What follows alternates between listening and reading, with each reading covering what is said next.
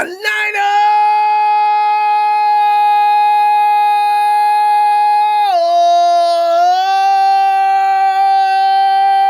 case you missed the first one. Hey, this might be a thing I might do for the rest of this winning season. When they cold, we hot. When they cold, we hot. 1, 2, 3, hot boys. Oh. But like I said, San Francisco explained that. He said it's not about the Cowboys owning that, because that is one of these things that's sort of like it's become a trend amongst real bad boys. So there you go. So in fact, it would fit us more than it would the Cowboys anyway. Do we have a better linebacking crew? I ain't gonna say anything about the Cowboys linebacking crew because it is Jalen Hurd and Van Der Esch. Those guys are not bad. Let's see though, between Fred Warner and Quan Alexander, we're going to keep this comparison going on for the rest of the season and see what happens. I got to feel our boys are the hottest. How about that? Oh, God. I know what you're saying, too. You're wondering about I said 7 p.m. start. Listen, look up the term 7 p.m. CPT, right? That's if you're not black, ask any person you know with black what CP time is. Let me stop. All right, the 49ers, looking at the injury report, do not expect 2 of their top receivers to be available for the start of the regular season. As you probably already suspected that. Trent Taylor, who underwent surgery on his right foot 3 weeks ago, and the new kid on the block, Jalen Hurd, who's been suffering some kind of a back condition that has kept him out for 2 weeks, is unlikely to be available for the start next week. Can you imagine next week, September the 8th, season gets underway, 2019 season, which will probably go down in our memories as something big. You got to get a feeling about this season. You should. Of course, we take it on the Bucs. By the way, I heard that Vita Vea may not be available. I kind of like that idea. I don't want to see him now. I like Vita Vea. I wanted him on our team in the last year's draft.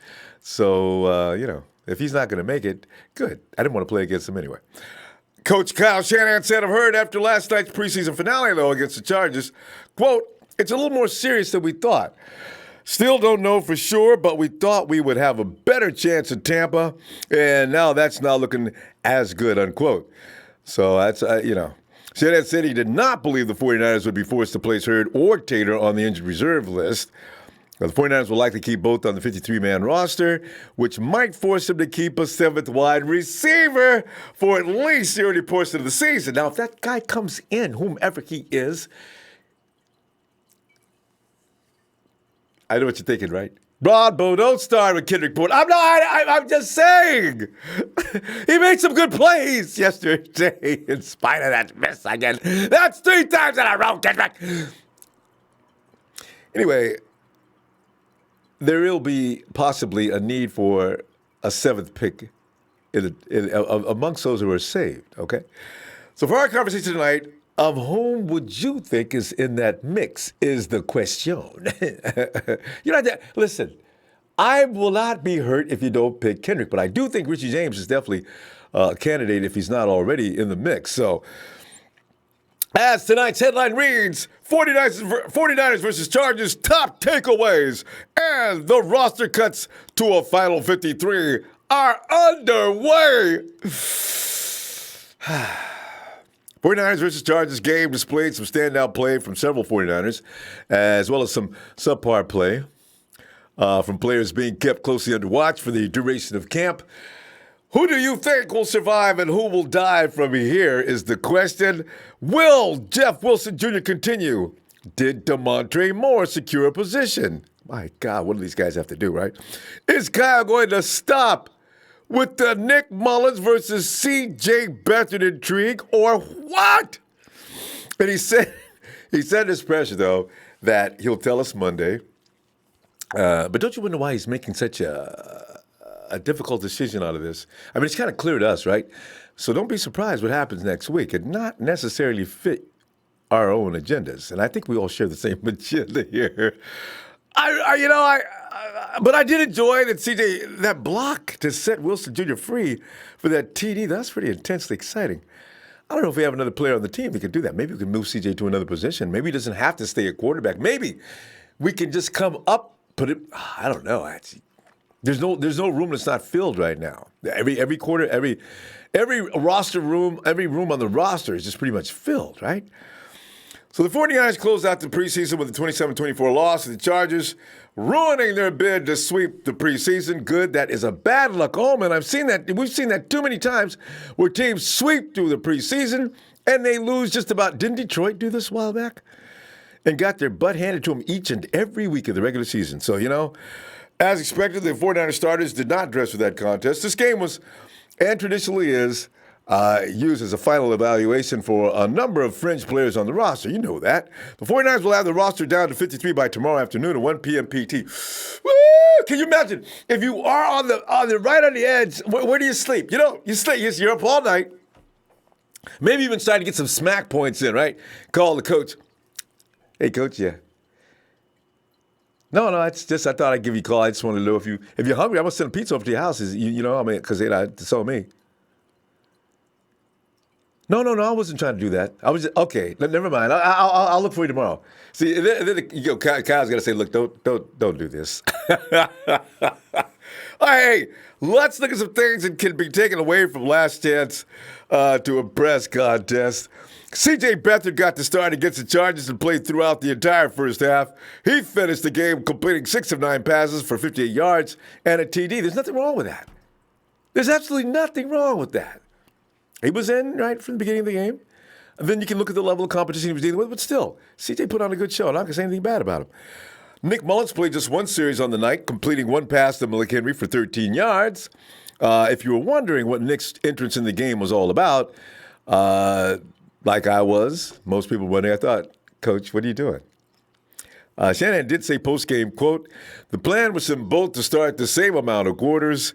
CJ had 6, and we wanted Nick to get 6. I was going to debate on how long to keep him in. After he got hit a few times in protection, I just pulled him out, unquote. So he's kind of worried about Nick. That's a good sign.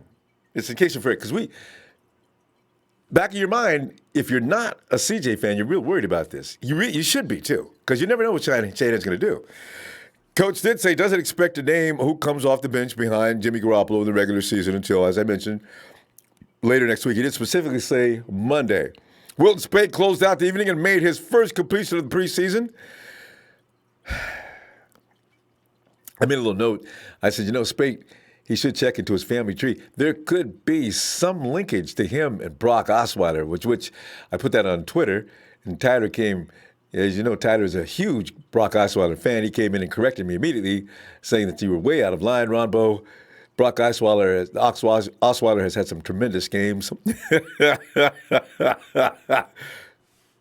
Tyler, you're my bad, okay? Speight connected on 6 of 13 passes for 51 yards and 2 INTs, one of which any one of us could have made. Jesus. He's a rookie. He's undrafted free agent. There's reasons why that happened. Speight needs a lot of work if you're going to keep him. But they said the same thing about Nick Mullens. You right? Now look at this now. The biggest story of the night, though, has to be Jeff Wilson Jr., who continues to amaze and dazzle. The 49ers' decisions at running back could be a little more tougher than they were. During the first quarter on 1st and 20, Wilson Jr. took a handoff from Beathard and reversed field for a 41-yard touchdown run. As I mentioned earlier, Beathard made an impressive lead block to spring and open the lane for Wilson to score. Shanahan loved it when asked. He responded with, quote, "It was awesome. It was good. It was cool. Got to reverse the field, and he turned it into a fullback. He turned it into a fullback on the play, and he did a good job." Unquote. Hey, too bad Kyle's Juszczyk is our only fullback. Wilson Jr. played 3 quarters of the game and finished the night with a brilliant 100 yards on the ground and 20 carries. And the aforementioned touchdown to go along with a reception for 8 additional yards. Wilson Jr. is a full package. Granted, he was playing against the level of competition he was, but listen, we seen Wilson Jr. last year. He doesn't care what the level of competition is. He's going to be Jeff Wilson Jr. That performance by Wilson, by the way, comes only hours after the Jerick McKinnon situation. McKinnon is, in fact, most likely to be on the IR for this season. That rumor is working up a real foam. Now, with Jerick McKinnon's knee status unknown as the 49ers prepare for upcoming roster cuts, Wilson Jr. makes a compelling plea for a spot on the 53. Austin, I like Austin Walter, too. Don't you love him? My God, this team is just ridiculous with running backs. I think you should keep them all our running back crew could be kept like cash and to pay for things. You can use them to trade for draft picks and things like that, but you can't keep them all. DJ Reed Jr. set up the 49ers' first drive with a 56-yard kickoff return. Reed Jr. looks like to have solidified his spot on the 49ers roster through his special team performance, if nothing else. And you know what? If he doesn't fumble, because he was good last year. Remember when Reed Jr. was bringing those kickoffs back? We have the top two from the collegiate ranks last year, and Dante Pettis, kick return, DJ Reed, punt return. These guys are both the best of what they do. And DJ Reed started fumbling last year, and of course, enter Richie James taking his job. So if Reed can hold on to the ball, he could probably have that back. Shanahan loved what he saw from DJ, as he was quoted saying, DJ Reed, he fights. He can play in a number of different spots. He helped us out at safety last year. We moved him to corner this year. We know he's got capability to play all 5 of those spots back there, and that's why I tried to get him to punt again and decline that. Must have been that penalty play, right? Because he's got a chance to return a punt all time still. But DJ's a heck of a football player, and we're glad to have him, unquote. Translation, forget about it. DJ is in. And the Kendrick Bourne night, the Kendrick Bourne night began with a drop pass from CJ. It still, burns in my mind. See, Kendrick's got his man beat. Beathard sees it, he rolls out. You can actually see the ball bouncing and fluttering in his hands as it flies out. I thought I was going to pass out. But, hey, okay, he turned it around with a diving touchdown grab in the second quarter. His lone catch in the game, but it was dynamic. It was incredible. It was beautiful. It was a touchdown. Listen. And you know what? During the score, Beathard, as I rolled out to that pocket, found Bourne in the near.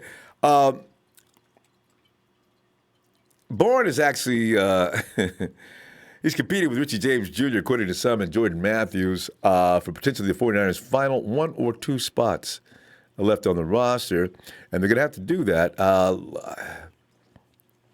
Even if it's nothing more but to replace Jalen Hurd as well, because we don't know what is this back situation with Jalen Hurd. Is it one of those just spasm conditions that's going to get better, or should the 49ers plan ahead two guys? Because Richie James Jr., you know what? Anybody that's like, Ronbo, give me a break, man. Richie James ought to be playing in front of Kendrick Bourne. See, I can't even argue with those people. Richie James did a damn good job. I'm not saying anything. I got this love for Kendrick Bourne. I just want him on the team. I don't care who has. Well, I do care who has a lead, but Jordan Matthews is on special teams. And Kyle says, and reporter says, Jordan Matthews was pretty much on the special teams all night. Can we take anything away from that? Is that going to be his future with the team? And Kyle says, no, you shouldn't take too much from that. And Kyle, you see that big question. If you're standing there listening to Kyle, you just have a big question mark. And he won't finish. So, I don't know what's going on with Jordan Matthews. And why wasn't he out there for more snaps? He hasn't had anything tied up. He hasn't done enough to have just be. He's not. Deebo Samuel played. He's got it made. Okay, I understand that. Anyway, Shanahan is a good quote. Drops from Bourne haven't, this is a quote from Shanahan, Drops and board, because I know you think it's me. Drops and board haven't been too much of a problem. I do consider Bourne having some of the better hands on our team. That's definitely one he should have had. He's earned a little bit more that in terms of how good his hands are. Unquote. And take that from what you will. Dre Greenlaw recorded the first sack of the preseason against Chargers quarterback Cardell Jones. Well, his first sack anyway. Jones scrambled and sidestepped Damontre Moore before Greenlaw swallowed him up for a 5-yard loss. There's another guy. I mean, Greenlaw, I expect that kind of play. He's just that good. That's why Malcolm Smith was sent packing just the other day. They know, even though they didn't tell you. And somebody asked me on Twitter, do you really think Greenlaw's ready to start? I do. Only because the fact is he seems like a player that's going to get better and better as he picks up the NFL speed, as he gains a little bit more on the speed, and is able to apply his own mindset, because he's just playing out of reckless abandon and talent right now. But wait till he gets really wise and savvy with what's going on out there. I got a feeling that could take place in 5 or 6 weeks, though. You know, defensive lineman Jeremiah Valo. Whoa! Here's another guy. What does he have to do? He led the team with 6 solo tackles and 2 sacks. Notice that they haven't excused him yet. It's between Damontre Moore and Valo Aga. I gotta believe that. And between the two, I say, Kyle, they're both edge rushers. D Ford and Bosa need a backup. Give it to them. Keep them both, Kyle. There must be some of the room you can trim down. There must be.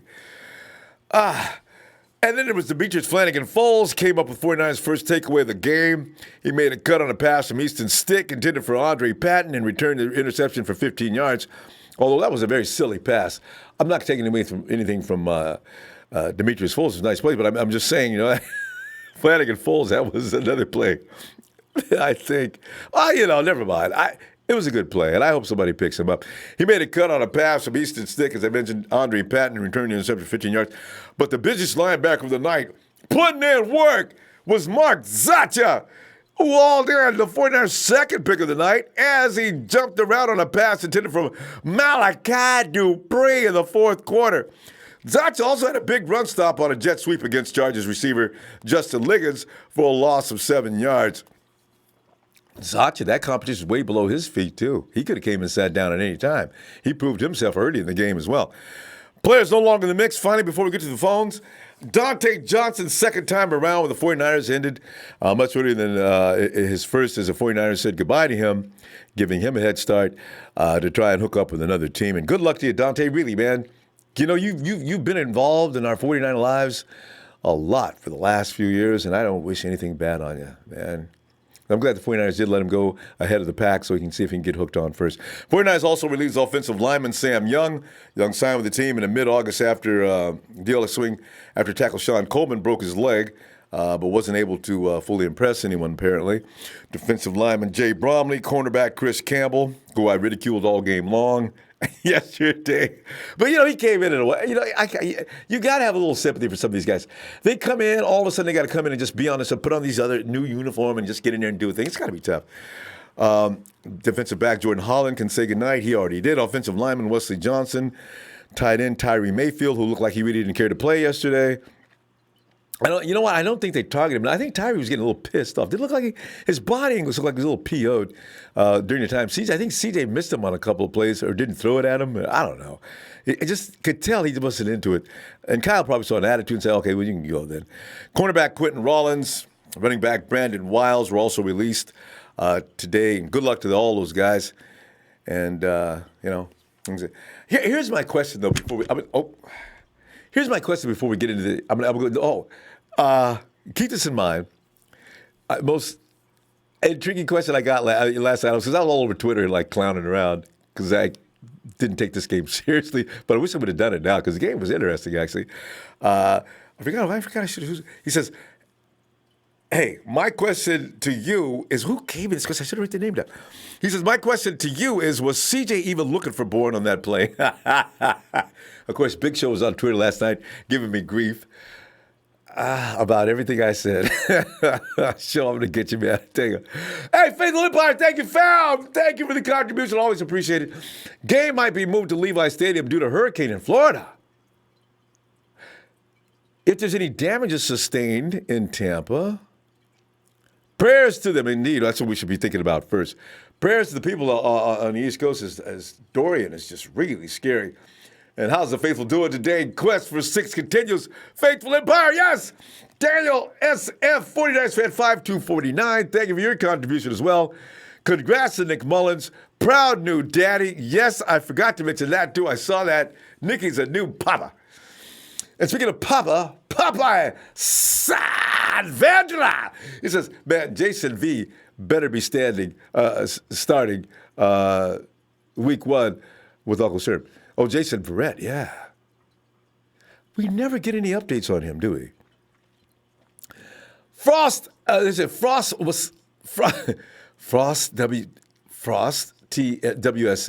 West up! What's up, fam? And Anthony Baker says, hey, what's up, man? Ready for game 1? Go Niners. And you know this. San Francisco. Jimmy G opening the season throwing 4 T's on a tampon bay. Cynthia says, hi, Ronbo. Hot boys is a corny name, but if they choose it, oh, well, I know. And Dallas would have used it first. San Francisco, when you get a chance, point out that explanation. This has something to do with something else other than what we probably ever realize. San Francisco, I should have took it down what he meant yesterday. He explained that. James Cruz, what's up? And fam, I'm excited for the season. You and me both. Jerry Fresh, what's up, Fresh? As I always say, when you see the name Jerry PHRESH, click on it and get some fresh perspective. I got to go over there and get some myself. Jerry Fresh, my man. And Cynthia says, CPT, IPT is worse island people style. I wonder if they know about that out in Hawaii and places like that. Coach Tim Mendoza, hey, saw Bosa walking around at the stadium, no boot, no wrap, no limp. I think he starts week 1. Coach, that's old news. In fact, he's way ahead of schedule. The 49ers are hoping that he feels just good this next week. So, yeah, Coach was out at the park yesterday. Okay. Yeah, Bosa's been on that wrap and booting for a long time. Michael Hang says, I thought you was going to have to put on IR since I waited 2 days for you and got yelled at by the wife to go to sleep. Listen, let's not get into any domestic problems over football. Okay, seriously, be careful about that now. Anthony Gonzalez, Ronbo, where you been, my boy? Miss y'all, guys. Thanks, Anthony. Shucks. I took a questionable time off. I shouldn't have done that. Daddy O says, young guys with back issues, that's never good. Good point. But maybe it's a strain. I mean, not necessarily a back issue like older person's back issue. I think maybe you just pulled a strain, pushing up against some guys. Because this is our first game of the season, and you got dudes, 2 or 3 dudes, and you're just, I'm coming in. I'm coming in. You know, you start doing that, and you start pulling muscles more than you probably know. Renee Cruz says 2019-2020 season. Whoop, whoop, woof. Mr. Block Guys 22, one love to the Niner Empire. Just got off work, so it's cutting time. Get the best guys on that field, and you know this. Itching, Kachitting, Kojak, UK up in here. He said, what's up? I would have CJ for punter before the draft.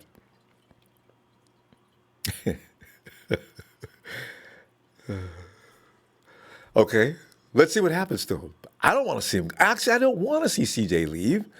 We only have 53 roster spots. That's the only problem. And Josh says, what's up, Niner fam? What's up? And he said, legendary. Oh, and there's a big show now. He says, Ronbo was really happy to see Garnett finally out there playing. He's decent, opening passing lanes and run blocking. Hope Kyle lights a fire in them. And Kyle, do not cut Josh Garnett. If you need to cut somebody, say goodbye to Najee Torin. Najee does not know the alphabet well, apparently because he didn't know anything about what an A gap was. They were shooting that gap all evening long. I mean, all night long. All right, fam, listen, before we start here tonight, I want to say something. I know it's a little unpleasant, but things have changed on YouTube a lot. Please don't drop the F-bomb, okay? Before I was worried about women and children, but guys, please, it's just the way it is in the world nowadays. It's a problem. So please, if you can, and even my boy Will, let me go to Will. Hey, Will. Will! Oh, my main man, so good to see you. And Will, I didn't know you were who you were. I saw you on Twitter last night. I said, oh, I've been talking to this dude a long time. I didn't know that was Will. Stop, Will! Will? Well, you got a feedback going on there. Come in, Will. Will you please come in, Will? Will may be coming in. Maybe that's Will trying to talk. There's something wrong with his reception or his connection. Will, can you hear me?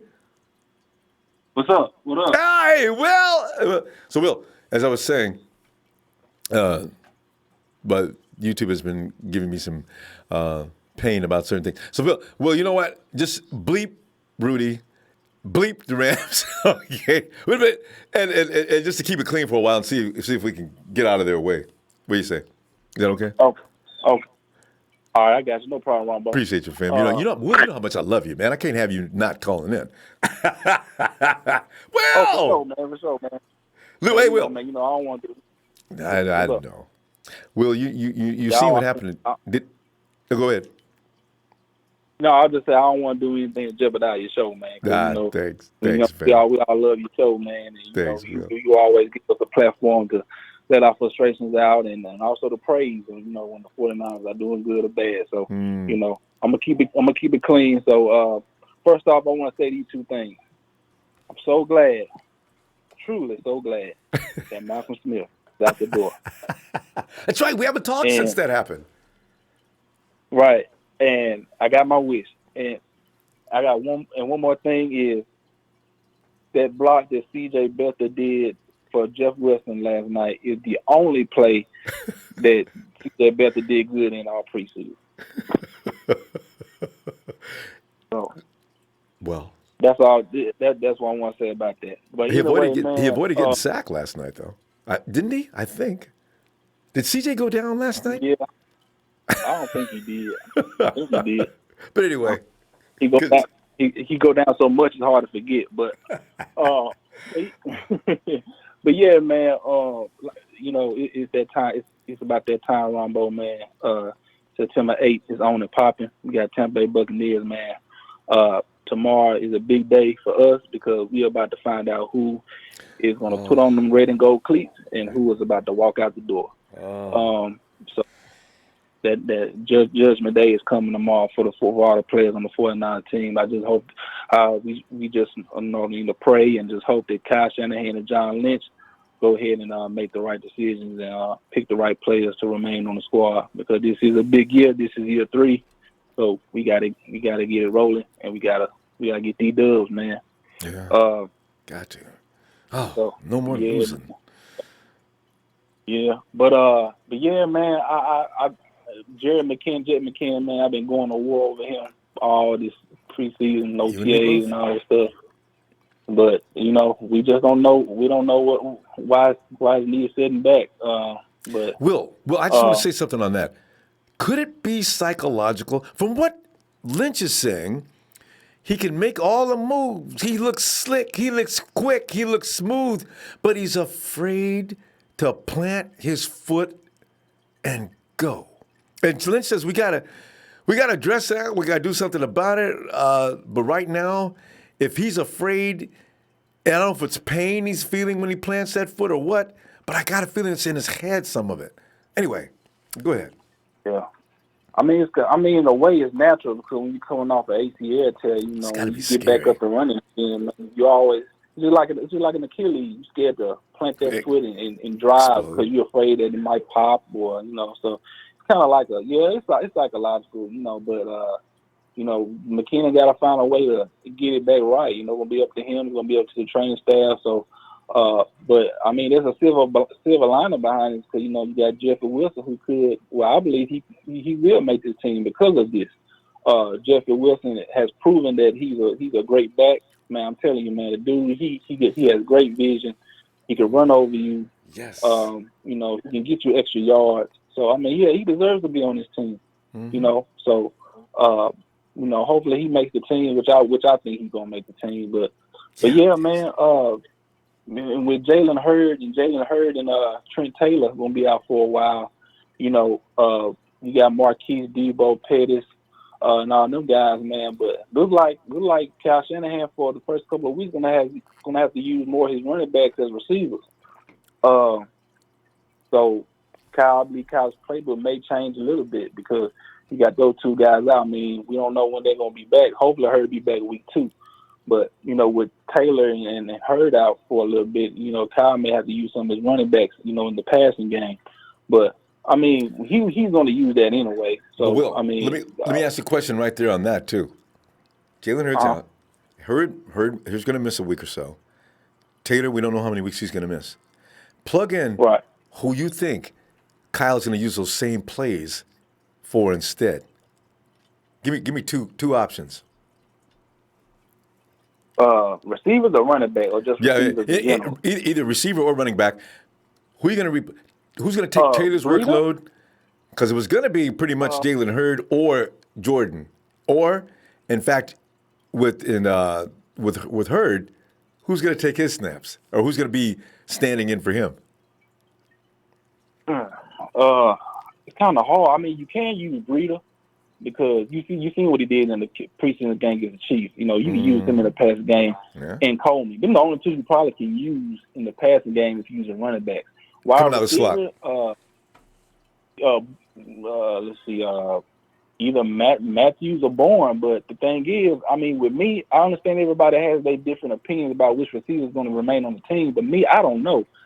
I mean, I haven't did a lot of research on it of how this is gonna plan out. But I mean, I will use Bourne or Matthews. Now, Kyle Shanahan said that Matthews been legit in practice and he's been making plays, but you just don't see it on the field. And I just can't understand that. Like, well, we saw it last week. I mean, granted, it was toward the end of the game, but he came up with 33 yards on 2 catches. I just don't know why Kyle is it could be because he's accident. I mean, he does get injured. He's been injured a lot in his last 3-4 years. So maybe Kyle did not want to see him get hurt. If that's the case, then but why make a sacrifice on another player that you know versus Kendrick Bourne? I know. I mean, people say, Ronbo, don't start using Kendrick. If I have Kendrick Bourne and Jordan Matthews, I know he's going to go from game 1 to game 16. He will be there no matter what happens. That's the way he is. Right. So, yeah, the way you're making that sound, it sounds like Bourne is the more reliable one. So, I mean, if I had to give a percentage, I would choose 100% Bourne and 0% Matthews. But Kyle said Matthews is making plays in practice, but we just never see it in preseason. So, I mean, it's a head scratcher to me. I mean, I don't know about good wide receivers. I don't know. We all gonna find out tomorrow. We will. Yeah, man. And we will go. And tomorrow, I can't wait till tomorrow, man.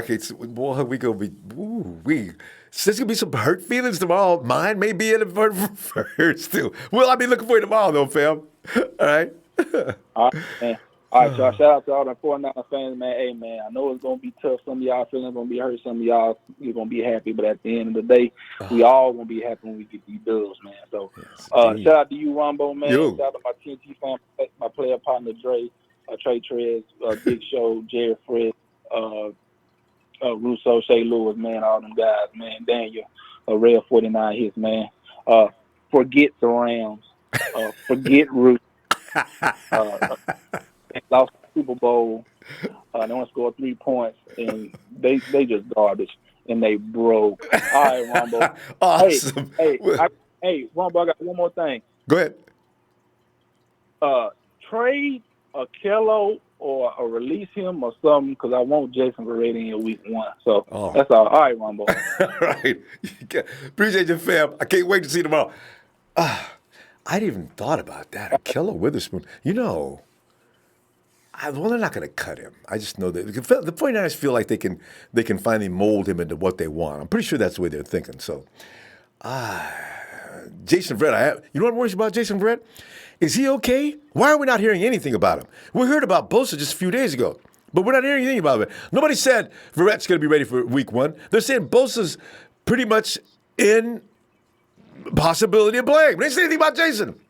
Let me give Rod his intro, as I say. Niners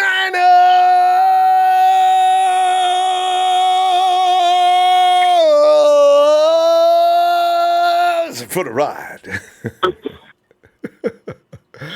Ride. Ride, ride, ride. Ride, ride, ride, ride, ride. Where you at, ride? I mean, it scared him. It was like, I scared the kids or something. Wifey came in and slapped him. What is all that noise? Bam! Rod! Maybe, okay, we'll come back to the rod. Let me go, let me get my point five partner. Dre!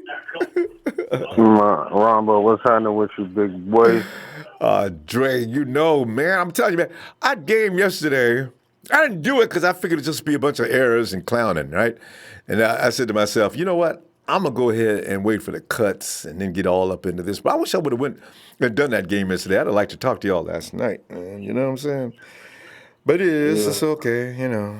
Yeah. But Dre, what conclusions have you come to, fam?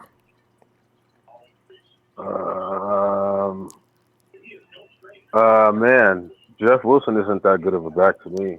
I mean, he showed it again last night.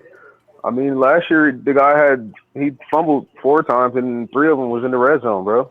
And one of them was after he just had made a big run to get us in the red zone. Like, I don't want a guy like that. I mean, I don't want another Joe Williams, bro. I don't. A guy who looks like he has all of the tools and make a big run and get all the way down the fucking field and then fumble the ball. And for what we do, the stretch runs and the zone runs, he does not have any speed to do those type of runs. I mean, last night on the touchdown, his first touchdown, he barely beat out a linebacker to the edge. We want somebody that's going to make that play with ease. You know what I'm saying? But like, Drake, let me ask you now, if you don't want to keep, because I'm just saying he's not better than Moser. Breida Coleman, bro. No. I mean, but if you're going to carry one to replace, because you do know that McKinnon might have to go on the IR, right? Moser, Breida Coleman. You only want 3, then you don't want a 4th one. Moser, Breida Coleman. Well, yeah, no, I agree with that.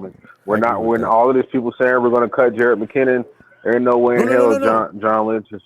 Yeah, I mean, there's a lot of people. There's an IR him for the year, I think. Yeah, well, we're not going to lose $9.25 million in dead money. I know that for sure. So you know what I mean?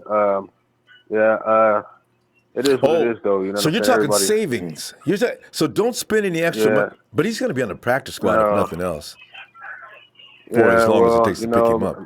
Yeah. Let Jeff Wilson go to the practice squad or whatever, but he's not going to be activated during games. That's going to be Breida Coleman and Moser. True. You know what I'm saying? Yeah.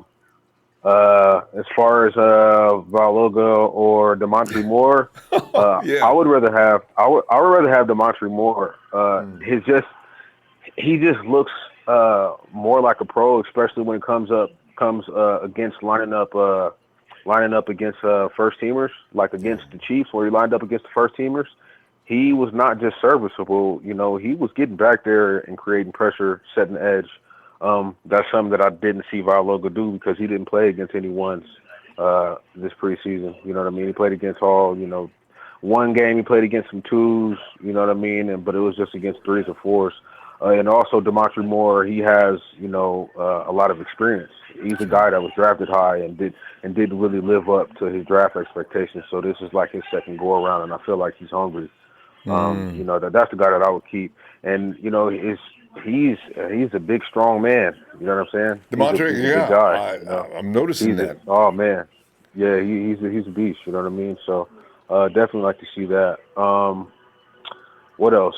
I would only keep two quarterbacks. I'm not wasting money on CJ Beathard. I mean, he's CJ. Hey, you know, I mean, I try to. Everybody's a human being, bro, and I got to look at this like it's not easy to play professional football. Oh, a lot of us sit back on the fucking couch and say, "Oh, this guy sucks" and all that. But get your funky, fat, disgusting, I don't work out ass on that field and see what the hell happened to you. Yeah. So, you know, a lot of that shit, you know what I'm saying, I try to keep it to a minimum. Yeah. So I could never do what CJ Beathard has done, you know what I'm saying, because I didn't have the discipline. I made other decisions in my life.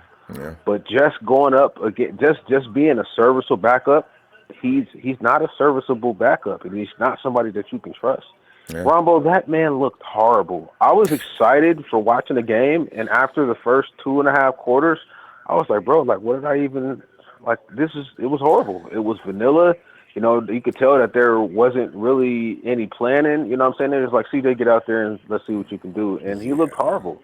Like he's literally wasting a spot on the roster if they keep him. You know what I'm saying? And the way Kyle Shanahan is talking, like, I don't know what the hell this dude is going to do. Trouble making a decision, I know. Yeah, like, bro. You know what I'm saying? The first time he threw me off is when he said, we know we could win with Jordan Matthews. Like, bro, the guy has three catches on and playing special teams most of the time. This dude has 3 catches in the whole preseason, bro. He had 3. He had 2 for the 33, and then he had 1 catch on against the Cowboys for 13 yards, Ronbo. That's what he did. I know, man. And when you watch his routes, when he got off the line, that dude looked like he has bricks in his shoes, bro. No separation. Like, how are you going to win with him? Like, I just don't get it. You know what I'm saying? Richie can play the slot. Richie can play the X. He can play the Y. He can play the Z. He can play.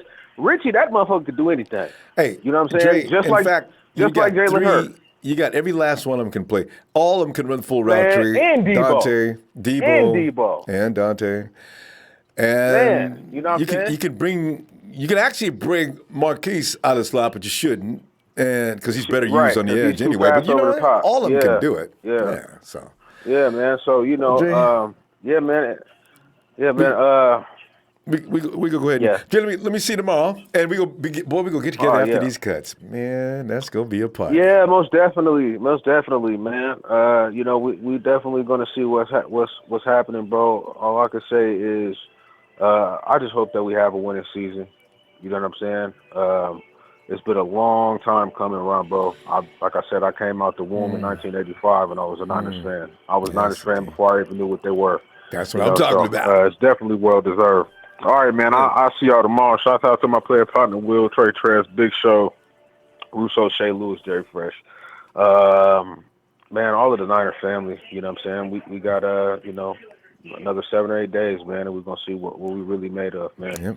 You know, so Testament on the road, let's too. keep on. Yes, sir. All right, Ronbo, man. Love you, bro. I'm out. Appreciate you, fam. All right, bro. See you tomorrow. Your area code is 214, and you're in Texas. Grand Prairie, Texas, to be exact. Hello. Hello, Texas.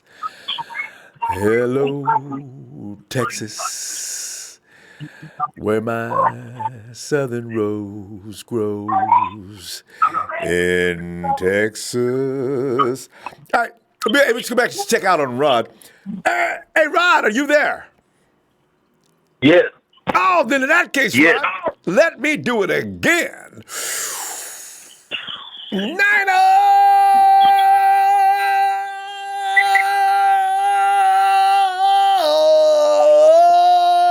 For Rod.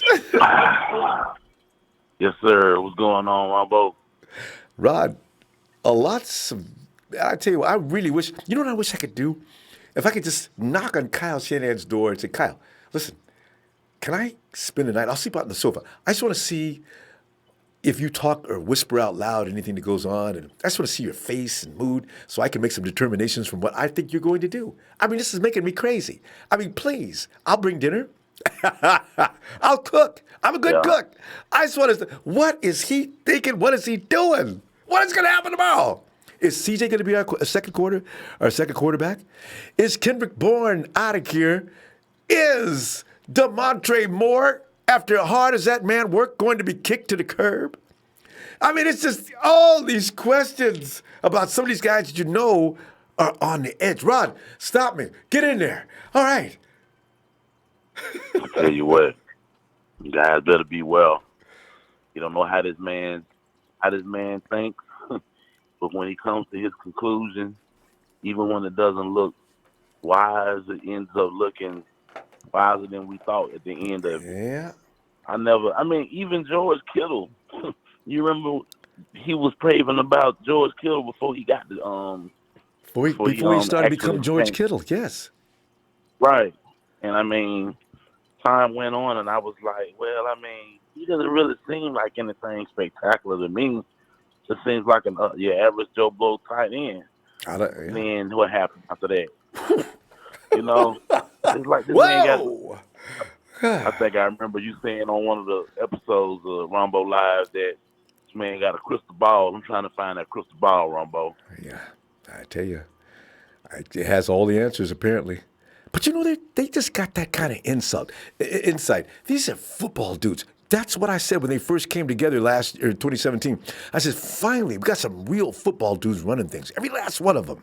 You know, instead of Yeah. Trent running around saying, I don't know a damn thing about this game, but I can tell you I can judge talent. And you'll listen to me, and I'll take you either to the Super Bowl or I'll take you to the dump, one or the other. And now here we are at the dump, and we finally got us some people who know what they're doing, right? So, you know, you're right. They know what they're doing. They made a couple of mistakes, but when you look at the grand scheme of things, we look at other people making mistakes, they don't make that many mistakes. They just don't. You're absolutely right. That's why I said it's going to be interesting when the season kicks off. I feel like them giving us a team like Tampa Bay at the beginning of the season is just a way to help these boys, you know, jumpstart a streak again, like the one that Jimmy ended on the first year he was a San Francisco 49er. Whew. So, I mean, I'm just looking forward to it, man. I really do think it's good things to come with us. I think it's still a lot of people, including the experts, that underestimate our abilities because we just haven't done more Shown than just anybody show anything yet. flashes yet. Yeah. Yeah. But, I mean, Rod, let me ask and you this, Kyle though. Shanahan, go ahead. Go ahead. Finish that. I'm going to ask you a question on the tail end of it. Okay, I was about to say Kyle Shanahan, if I'm not mistaken, it's the host of PFT football, says that and I agree with 100%, man. Shanahan could be the next Belichick. He really could. All he needs to do is get that first season and the program fully installed with some people who've been around with it for a little while, and he's gonna be hard to stop. But here's a question too. You've got Jalen Hurd, Trent Taylor. I figured they've already had how they were going to replace him. Who are you going to plug in to take in some of their assignments? Because you know Jalen Hurd is going to be pretty much around the goal line. Jalen Hurd's number is going to get called. Trent Taylor is the guy that takes you all the way down the field between the 20s, right? Right. Who takes on these duties? I tell you what, man. Honestly, I think that he has set the table so well now with the type of receivers that we have that guys like Marquise Goodwin, you know what I'm saying? Really, I mean, if you really think about it, man, I don't mean to interrupt myself, but if you really think about it, it's hard to do. Marquise Goodwin has been so injury prone in the past that he's hurt now. Right. And I mean, nevertheless, we're still going to keep him around because I feel like, his ability to stretch that field and go for that home run threat could be one of those things that, ends up happening at the end because, like I said before, he's brought in receivers now that can do things that guys that we've had the first 2 years can't. Jalen Hurd, he's a big guy, not to mention he used to be a running back out the SEC. So, I mean, you're talking about, like, having at least 3 or 4 Anquan Bowling type players as far as their heart and the way they go about their preparation when they go out in that field. I think we got that now, man. So, being that he had all of those receivers picked up, I just really think that Marquise Goodwin, we all know how fast this dude can be. Yeah. So, Shanahan loves to go play action a lot anyway. Yeah. You know, And he loves I mean, speed. Always has at least it's one gonna, or two speedsters. So, all it's right. gonna be nice, man. Well, I'm really, Rod, really looking forward to seeing how it's it happens. it's gonna be crazy tomorrow, Rod, because we all go jump up. We go wait till 1:02 and hit the monitors and see who is saying goodbye. Oh, Rod, I'm gonna see you tomorrow. I'll be looking for you for that. I hope you got time tomorrow because I know how your work schedule goes, and we're gonna be all over that. All right. Looking forward to it, man. Are you ready? Always good with Ronbo. All right. Sound me out, baby. Niners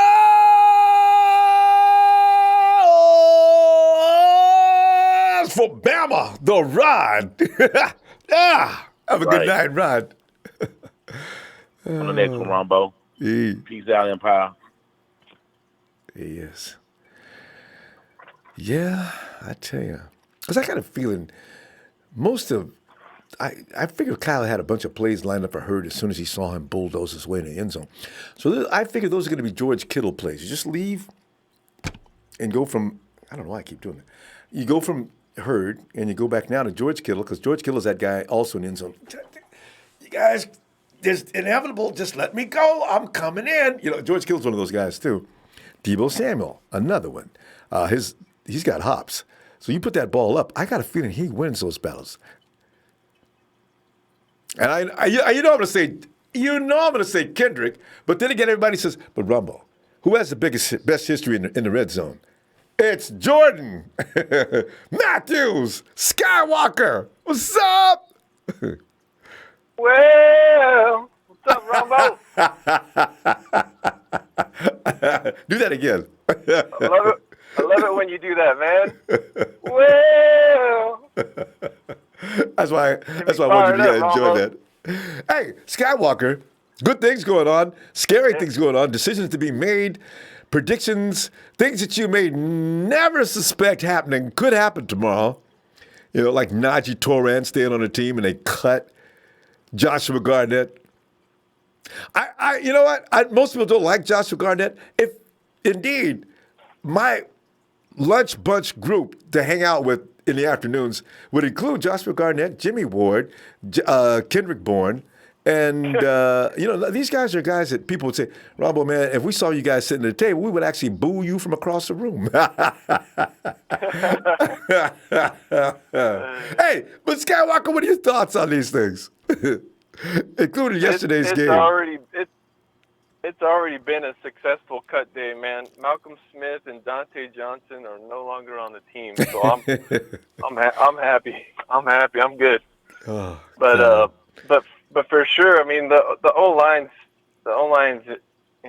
definitely concerned on the depth and on the interior. But if I had to pick, I'd say Garnett's got more athletic ability than Toran, so there's more upside there. But God, Najee just I'm not really. Go ahead. So when it comes to the O line, I mean, their run blocking's always been pretty solid. Yeah, they're really good at that. That pass pro is it's questionable again. They showed signs of weakness already in preseason, and the depth is just concerning on the tackle. And Skywalker, so you know what's even more worrisome that you mentioned that I just thought about too? If indeed they say in Kyle Shanahan's offense, he runs pretty much everything out of play action, and you can't tell whether he's going to run or pass out of that. Now, that is some protection for the quarterback right there. You saw CJ escape yesterday for a lot of chances. There was a couple of drops. Kendrick was involved in one. He launched some things that weren't exactly accurate. But the thing is, these guys, Kyle knows that they have that weakness, but what I worry about is in play-action play, you're working that offensive line even harder than you would if they were just to stand there and pass protect, right? So you're right about the depth. Who's going to come in? But then, Skywalker, did you notice that even the fourth-string guys were good at run block?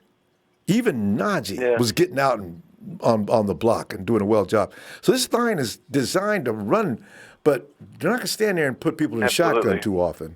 So maybe that might be okay. And I feel okay. I mean, we keep somebody in like Coleman or Juszczyk to add that extra block. Mm-hmm. Or even Kittle.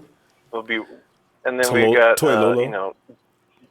and Jimmy G is such a gunslinger. I mean, he can release so quick. I mean, he can stay upright.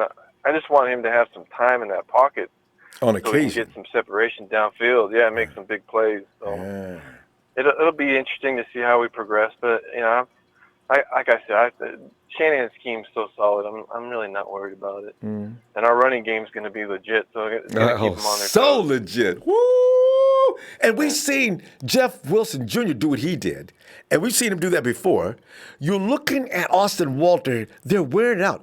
So what is that Matty B's going to do? What is Ken? I mean, you look at Tevin Coleman. I mean, and Mostert just, Mostert is amazing. So they'll be fine in that aspect. The run game's going to be fine. Oh, Yeah. So that'll open up the pass game automatically. It'll just be curious to see how they designate McKinnon on Sunday. If it's season-ending IR or if it's to return IR. Yeah, that'll kind of determine. Yeah, you got to put him on. You got to put him on season-ending IR. Whatever mental issues he's having right now, I got a feeling some of it's mental. He's afraid to plant that foot. Yeah. You said that. Fear. I mean, the way he tore it was a non-contact injury back in last training camp. So I could totally see that mental side of it for sure. Yeah. How long will it take him to get over? The storyline the whole off season has been that wide receiver group, and I know you. Yeah, go ahead. I know you pushing hard for Bourne, but it's pretty to me. To me, it's kind of obvious. I mean, you got your automatic 5. I count 5 automatic with Goodwin and Pettis, and then you got Debo and Hurd, right? And then I'm counting Trent as a guaranteed 5th. He is. And to kind of fill his shoes, and to fill his shoes for the first couple weeks, I think Richie has earned that spot. I have to agree. And then it comes down to Bourne and Matthews, and who are you gonna? So Richie fills that kind of shifty slot, create separation in short spaces kind of thing for Trent. And then who are you gonna have for your red zone target? Well, it's Bourne or Matthews. That's those guys' specialty. And you said it right before I came on. That's what Matthews is. 16 out of 22 in the red zone. That's how he got his touchdowns. And I think the key factor is going to be, who does Jimmy prefer to throw to? And if you look at that Kansas City game,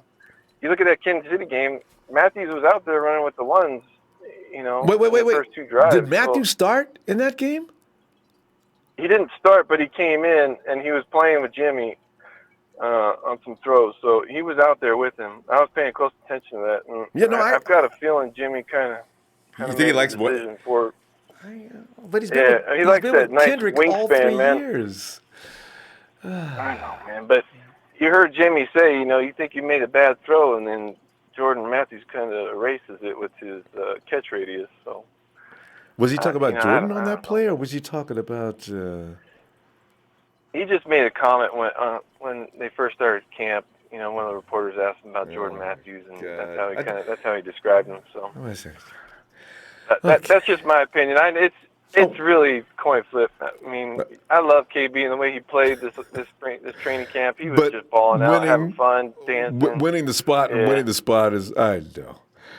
Okay. And then to see him drop those balls is kind of disappointing. Okay, Skywalker, we're out of time though. But you're right. These are not arguments I can even deal with. I can't say anything because you're right. God, but, we gotta go though, fam. Real quick. One last thing is I was never concerned about our safeties, but now I'm getting concerned about our DBs, man. That the silence on Verrett is scary silence. Yeah. I guess no news is good news, but I'd like to hear something. Oh. Maybe. But anyways, thanks. Maybe we'll ask. Somebody should ask and see. Next time the press gets together, somebody ask about Verrett. All right. Anyway. I know, that's what I hate about our reporters. They never dial it in and try and get the dirt. Get the real dirt. All right. All right, Skywalker, we got to roll. I'll see you tomorrow after the cuts. All right. All right, man. Hey, Jed, don't bleep it up. Go Niners. Niner Empire. The Category 4. Oh, sweet Lord. Justin. How are you doing? Concerned and worried. You know what, Well, Justin, you know what you do? You set yourself up for the bad news, and this way I can go absolutely nuts. Because when I look at 101, I'm not even going to wait till 102. When I get 101, I was, Kendrick, you did, you survived. I bet you were dead. he had a draw. Oh my God, Kendrick, look Yeah. at you made it. But I'm figuring no celebrations like that. But Justin, better yet, what are you thinking about all of this? Yesterday's game, CJ's chances. Are we keeping Vala Aga and of course Damontre Moore? And is Jeffrey Wilson got a chance? Or did Kyle just let him go out there and show off his skills so he could get a job elsewhere, being the nice guy that he is? I mean, what are you thinking here about all of this stuff? I'm going to be honest. I did not watch the game because I was with college homework.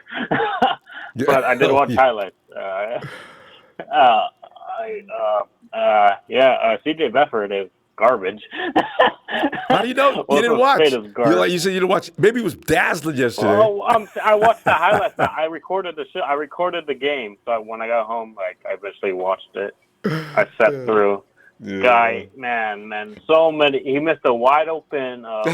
What's his name? Debio Samuel on fourth down, wide open to the right. He throws double coverage. Oh my God, my head is like. And then I'll give him this. I'll give him the block. The block.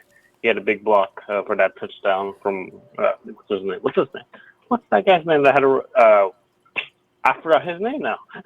The one that had a rushing touchdown. I forgot his name. Wilson. There you go, Wilson. Oh yeah. Wilson. Yeah. Yeah, Wilson, so I'll give him credit for that. Other than that, it was a Jeffrey Wilson show. Yes, it was. And KD, man, he's scaring me because I really don't think he's gonna make this roster, man. I know. In your heart of hearts, you know that if they were to keep him and cut Richie James Jr., it would be wrong. Richie's done all a man can do to win a spot on that team. So I want to keep them both. That's all I ask. I like Jordan Matthews, but we've been together with these guys for the last 3 years. Richie for 2 years, Kendrick for 3. We'll see. Yeah. Oh my God. I really am disappointed with how at least the safeties. Colbert. I'm really disappointed because I expected him to bounce back. I expected him to be like, okay, brush up the dust and have a breakout like preseason. And to be honest, he hasn't done nothing. He really hasn't. And you want to hear something really interesting about him? Yesterday on Twitter, because I was rolling through Twitter since I was just having fun with everybody on Twitter, Matt Barrows chimed in and said, Colbert has ran to one end of the field or something with his head in his hands and not looking happy at all. So I figured, did I see in the presser that his hamstring acted up on him yesterday? Or did Kyle say something to him? His hamstring gave out. Okay. His hamstring gave out. Yeah. So, I mean, still, but you just, it's one of those things. It's one of those things, you're expecting Colbert, a bounce back year. And he wanted to come out yesterday, too, and probably his last chance. It's one of, and for the first time ever I've been right about something, Jerick McKinnon should have been traded, and now he's done. Now he's injured again.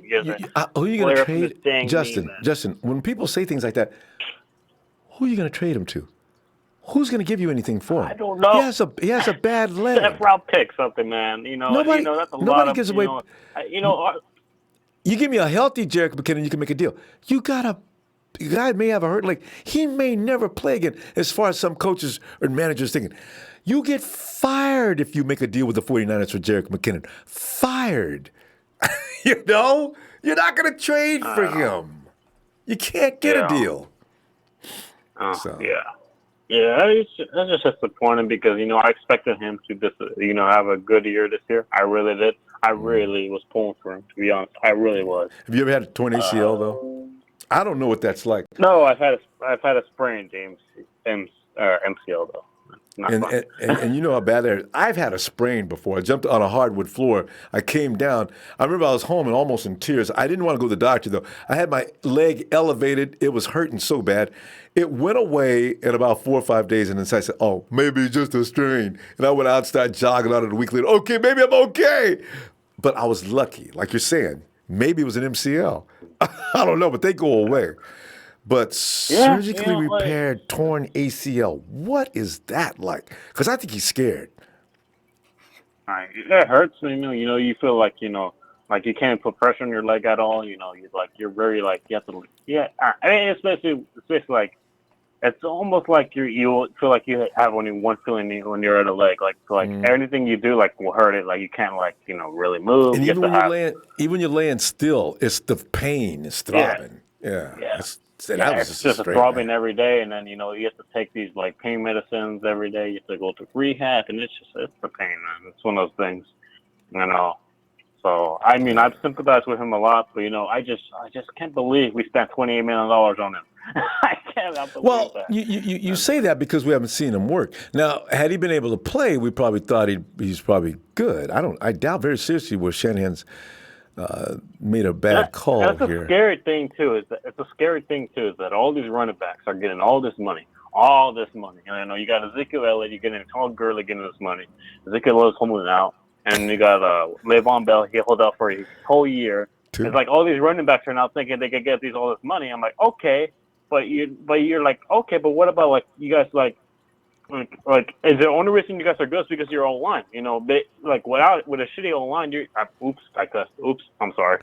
Yeah, I know. With a crappy O-line. Those are things that every team's got a problem with. But look for Matty B if he has 1,000-yard season. We got to Joe Justin. Yeah. I'm getting pressure. We gotta go. But listen, let me see tomorrow after the cut. Okay. Well, actually, this will be my last show until December because I have school. So, okay. I will see you guys in December. So, all right. Well, that's a serious student. All right, you go, Justin. Good luck with that. Yep. All right, December. That's a playoff. I'll see you guys in December. Yeah. I'll keep an eye on the show, but I really got to focus on school. Yeah, you do. Don't fail. Don't not fail. You go, Justin. We'll be looking for you later. Yeah. All right, fam. Oh yeah. See you later, Justin. All right. Good night. So we say goodnight to Justin for a while as he gets real serious. His first session starts after the Labor Day holiday as usual. So, hey, twins, probably rolling down the highway. Hey, twin. What's up, Ronbo? Twin, man, we're looking around here, man, and after yesterday's game, I wonder if anybody changed the coaches' minds. There was a few that didn't change the coach's mind, but they were going to get cut anyway. Not dissing any of those guys that got cut, but tomorrow is when these surprise cuts, all of a sudden you look up and see somebody's name you did not expect, or they hold on to somebody that ain't got no business being kept. But I mean, what do you think of Twin? Have you been taking a look at the roster and who's on and who may get cut and that type of thing? Yeah, like I was telling you about Malcolm Smith. Remember somebody was saying that they wouldn't reconstruct his contract and then let him go, and then they let him go right after that. The next that day. Surprised me though. I was surprised. I didn't know. I thought this would keep Malcolm just because he's Mr. Veteran, but God, they fooled me on that. Yeah, you know who's next? Man, who's next? Let me holler at you. Because you called it right last time. I need another let me holler at you, Ronbo. Oh, yeah, you got it. I got something to get off my chest. And now, it's a Friday night edition of Let Me Holler at You. For the man we call Jet, the Jet is broke and it's not taking off. He's a crop duster now. Still in the hammer. How do people call him the Jet? Okay. That's cool. We know you're injured. You done wasted us money, time, space. You're another Malcolm Smith. You got paid all that money. You ain't did a damn thing.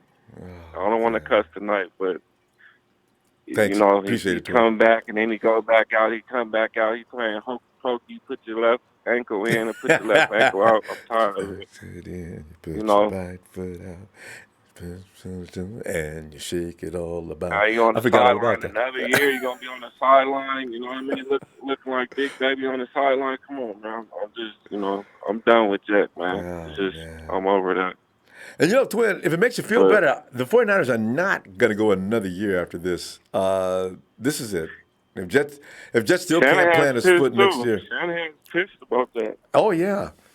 They didn't expect him to When take the he said stone he to the came cover. back in, he's like, I could just tell, man, come on, we need you to play. You know what I mean? And he picked him. So it's looking bad for Shanahan too. Like, man, I picked this guy and now look at him. He ain't even played in 2 years. Like, I'm just over that. But yeah, the cuts, man. I don't want to get into the cuts. We're gonna see tomorrow who's kept. You know what I mean? Man, Kendrick keep dropping balls. And, I mean, it's good because for those of us not really partial to Kendrick, you look at it for what it is. This is why I can't even argue for Kendrick anymore because yeah, he's a good did kid. what and he did, everything, but you know what I mean? like this Jordan guy. Matthews is gonna take that spot. Oh, And if he doesn't, I'll be surprised. But Jordan don't drop nothing. Like I said last time, I've been calling in a couple times. I did. Jordan, you throw to him, he don't drop. You know what I mean? He's a big body, and he could take Herb's spot. You know what I mean? He could do some fades, some jump balls. You know what I mean? He's a big target. So. But it is what it is. We're going to see tomorrow. I'm not seeing him miss anything. You're right. Dang it. Dang. Yeah, you don't drop. Even with that low one, I thought he was going to drop that. He went in between two defenders, and it was low. He still came up with it for the first down. I can't say nothing about his skills. We're going to see, yeah. We're going to see who it is, and we're going to take that. Another thing I seen, Greenlaw, he needs some more maturing, too. He was biting on the play action. And like they said, from when he came out of college, he said he doesn't set off that block good, so that's what he's going to have to work on, like setting off that block and not biting on that play action. Because I was watching him like really close against Chargers, and he was out there for a minute too. But I like Greenlaw. I want him to see him mature and get better. But he's still just a rookie, so he's gonna have to, you know what I mean, mature and grow. But you know what, Twin? What'd you think about Zacha?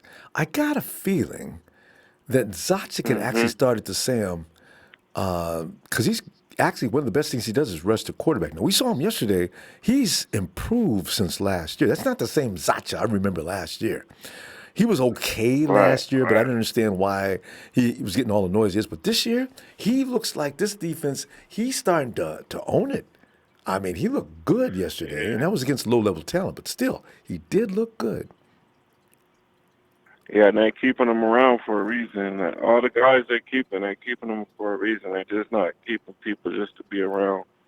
I think we're going to be shocked tomorrow. It's going to be a lot of people that we thought was going to be on the team that's not, but I'm just ready for the season opener, man. I'm just ready to get some dubs, like everybody was saying. I know, yeah. Because a lot of teams got injuries, not only us. Everybody think we're the ones we can't win without. But you know what? A lot of teams. Every day you read about somebody losing people, seriously good players gone.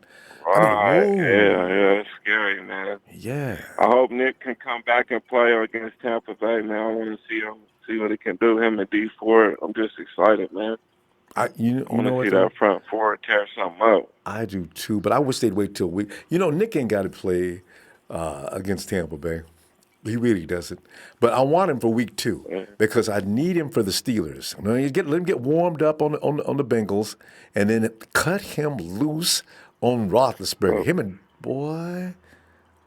Right, but Ronbo, I mean, it's just an ankle sprain, man. You just put some ice on it, man. Wrap it up and let's go, man. It's a high ankle sprain. The NFL is getting soft, man. I know, but those can cause. You can't touch that. Owie, come on. I know those can Brian be. Young played with a steel rod in his leg. I know. Hey, you know what? There was Jack Reynolds of the Rams. Quicker than what Nick Bosa gonna do, man. I know.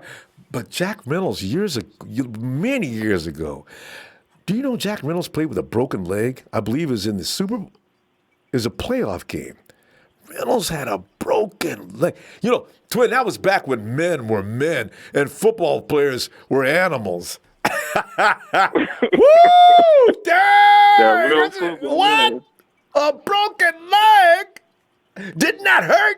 Right. So, you know, we'll see. Bosa's... Yeah, I'm ready We'll for see. Tampa Bay, man. Hey, You think they're going to play that Levi's with the Storm? I don't know how much damage the Storms will be passed by unless they got them back-to-back. Storms, I don't know. Anyway, fam, we go. Twin, always delighted. You're on the road, ain't you? Yeah, I'm shut down, man. I'm out here in Denver, man. Out here in Bronx. Check him Sporting my out. red and gold. I can't stand it because you know how we do them. Salvador Just whoop on them now, Babrisca said exactly that on the chat. He said, hey, Twin, that drug driver, he's repping red and gold coast to coast. Ah! I love it. Man, all day, everything, man.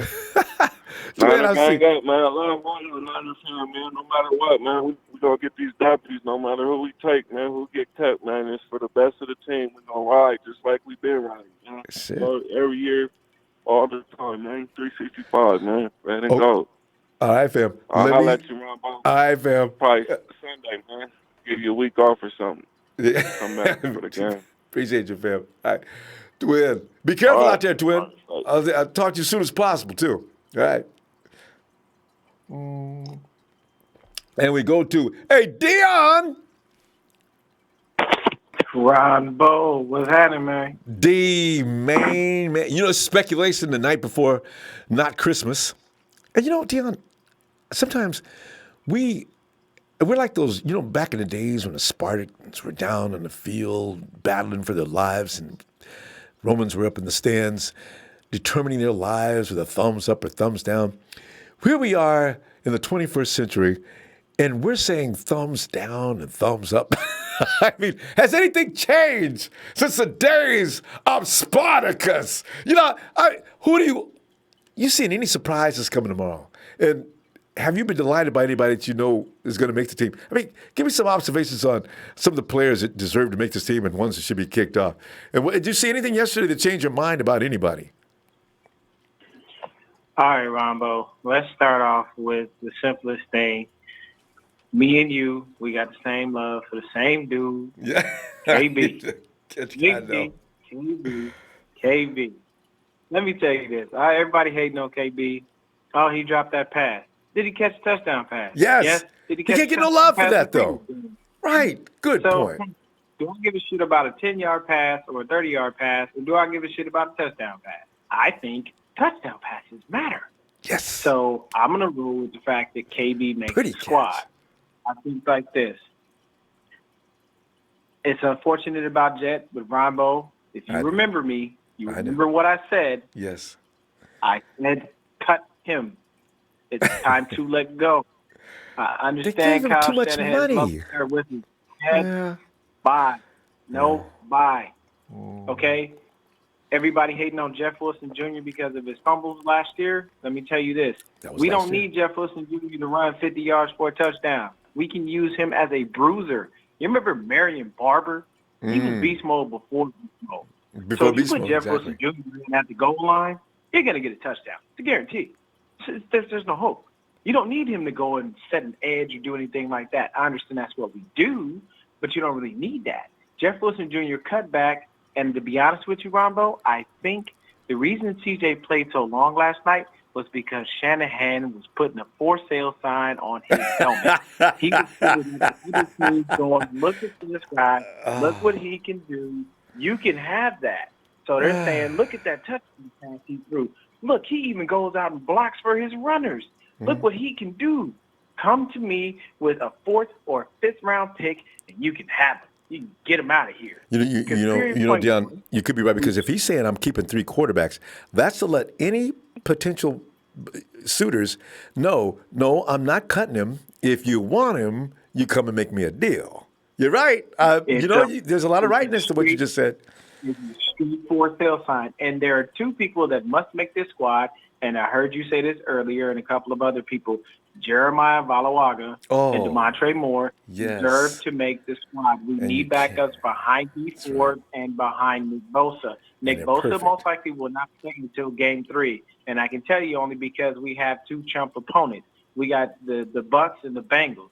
We're going to beat the crap out of both of them. That should be an easy W for us. If we lose either one of those games, something's wrong. It's really wrong. So if you Bosa come and we unleash D Ford and Nick Bosa on that offensive line of the Steelers, we are going to unleash hell on them. And they're going to look up and go, we thought this kid had a high ankle sprain, and now you're going to see Big Ben get taken down left and right. Juju Smith-Schuster ain't going to have a game because he ain't going to be able to catch the ball because the ball ain't going to be thrown. And who's gonna be trailing them downfield anyway? All you're gonna be able to hear, every time you see the 49ers take Ben down, I want to hear in the first game, see, who let the dogs out? Who? The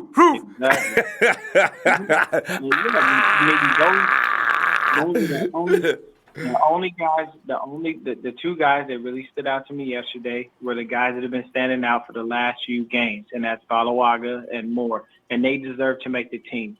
We are not going to clear either one of those guys through waivers. We're not. If we try to stash one of them dudes on the practice squad, forget it. They ain't clearing waivers. They're gone. Immediately. They're too good. And we need guys like that on the team to be able, because if Nick is having this issue, and what happens if he possibly has another injury? Then next thing you know, Damontre Moore comes in or Valawaga comes in. So we're okay because we got two viable players that are behind him. So if we need to kind of rotate him in and out, like the way Spagnuolo used to do his D-lines when he had the Giants rolling with the Super Bowls and everything, he literally had starters, first and second string that were starters on any other squad, period. So if we're rotating guys in and out like that, and we have Valawaga come in and we have Moore come in to spell Ford and Bosa, we're not losing a step. This is a simple step. Constant Jeff Wilson Jr. deserves, if anything, if they're going to keep 4 running backs and we're going to waste the roster spot, why not waste it on Jeff? At least he's shown he can get out there and play, and he's healthy. Jeff can't even plant on his damn foot. We got to stop here. And I seen a point of observation here. That boy Waters. So Blair is gone. Then no, because Blair can play at the tackle as well as the end. This is the thing about Ronnie Blair. You can put him anywhere on that defensive line, he'll be fine, and he'll do a good job. So, but these guys, Valawaga and Damontre Moore, backup insurance for both our edges, that's an intelligent thing. And they'll eat you alive. They will. You've seen it, Ronbo. I'm a huge fan. Yeah, let me see you tomorrow, fam. We're going to know about the cuts, and then we come back and look at what we thought. I am just as crazy as you. At 101, I want to know who made the squad. I'm going to be in panic. I might even be sweating a little bit. And believe me, I'll be back tomorrow. We can rap about this, baby. Thank you, Ronbo. I appreciate everything you do. Appreciate the platform. Niner gang. All love to my Niner faithful. I'm out, man. I appreciate you. Thanks for your time. Thanks, D. Looking forward to talking to you tomorrow, too. Have a good night. Yes, boy. I tell you. The more we talk about this, the more this, that little weird feeling inside your chest and stomach. Let's go to the Garden State where he sits, the man of wisdom, James. What's up, Ronbo? How you doing, man? Oh, nervous. I really is a weird, uncomfortable. I'm gonna have to do something to knock my. I don't know. I'll go work out. I can't sleep. These things mean a lot to me. When I wake up, I want to be fully satisfied with the roster. Now, I know they know more about what they're doing than I do, but I still got my faves. But James, cast some light on this situation. The cuts is coming up yesterday in lieu of that game. Did you watch the game yet? Yesterday's game? Yes, I did. I watched it up until about maybe. You can make all kinds of observations. Fourth quarter, I loved it. All right. Well, what are you thinking? I will tell you this much. I really do believe that Damontre Moore, and Valawaga, I do think they make the team because I'm going to tell you why. I don't know, but DJ Jones and Ronnie Blair are going to be going into contracts next year. So here it is. I mean, Damontre Moore and the Lalago have been extremely Valo Aga. I got the true pronunciation from a Polynesian, a Samoan. Oh no, he's a Tongan. A Tongan explained that to me. But go ahead. It's Valo Aga. When you have two vowels together, you separate them. But go ahead. Well, Valo Aga and Damontre Moore, I do believe that they they make the team because let's not forget they're gonna release Kentavious Street and re-sign him to that developmental package of players because they had high hopes for him. He's out of the equation right now with that knee situation. So that opens up a spot for Moore. I believe Moore is the front runner to fill that spot. Your other favorite guy, James. I understand that it may affect Julian Taylor. Well, it could, but at the same time, I just do believe these guys have shown so much promise as young rookies that if there's anybody to move on, listen, DJ Jones and Ronald Blair are both going to be free agents next year. Can't pay both of them. I mean, not when basically they're backups. So at the end of the day, I mean, we would have another 4 years with Villalaga. We, could have him for the next 5 years, an undrafted free agent. So at the end of the day, it makes sense economically to move on from him. Because I believe Moore or Ronald Blair, I mean, they said they've offered Ronald Blair a job as a defensive coach and these things, so I don't know. Ronnie said, hey, I'm not through playing yet. Yeah, well, I mean, it is what it is. And I do think at the end of the day, also with the receiver situation, I think Kendrick Bourne and Richie James are going to be mainstays, man, because like I said, I watched Richie James all preseason. I watched him since they drafted him last year. This guy is forever open. I mean, forever open. I don't know if it's just his separation, whether it's a wiggle in the way he separates, but the guy is forever open. Kendrick Bourne is, I think Kyle would have a nightmare if he let him go. I'm serious about that. No, and you're right. Because that was the reason why they let him go his first year. I'm trying to tell you, and it's like, he looks at it like, man, I could really let him go because he's dropped some balls. But then he also says, but he'll go to another team in the AFC probably and become unstoppable on that other team. So, I mean, it's like, I could be wrong, but I listened to what some of the callers had said, and a few of them were right. When I think it was Will and it was Trez, I think, when they said about Jordan Matthews. We're hearing all these great stories about him, but he just ain't been on the field to show us that. Same thing we heard about Jeff McKinnon. It's sad, but you know what? I look at it like this, man. When they give them contracts for whatever money it be, $28 million guaranteed, that $28 million is guaranteed for its performance-based first and foremost. The money is guaranteed as long as he's on the field. But if he's not on the field, it's just like if you go to your job, you're getting $80 an hour. If you get injured, you get the workers' compensation, don't you? Well, yeah, you should. That's the way it works. Yeah. So I don't think it's any different in football contracts. I mean, it's still a business, but at the end of the day, I could be wrong. But I look at it this way. Jeffrey Wilson has proven that running back group right now, Matt Breida to me is the front runner. Kevin Coleman, Jeff Wilson, and Austin Walter. I don't know if anybody's noticed it or not about Walter. Not only is he a great runner, he's a phenomenal pass blocker. Okay? He's strong. I'm talking phenomenal. He's short, but he's heavy too. He's strong. He's like a little wrecking ball or something, man. He's a phenomenal. Ronbo, he's a phenomenal pass blocker. I know that. I like him. They're either gonna say that he came up with this mysterious injury, and try to release him and put him on the practice squad, hoping that nobody scoops him up. Exactly, but if they put him. He ain't gonna get over waivers. If I'm Belichick or somebody like that, I pick that kid up in a heartbeat if I got a vacancy. He could get things done. Oh, he's tough. James, we got to pull up.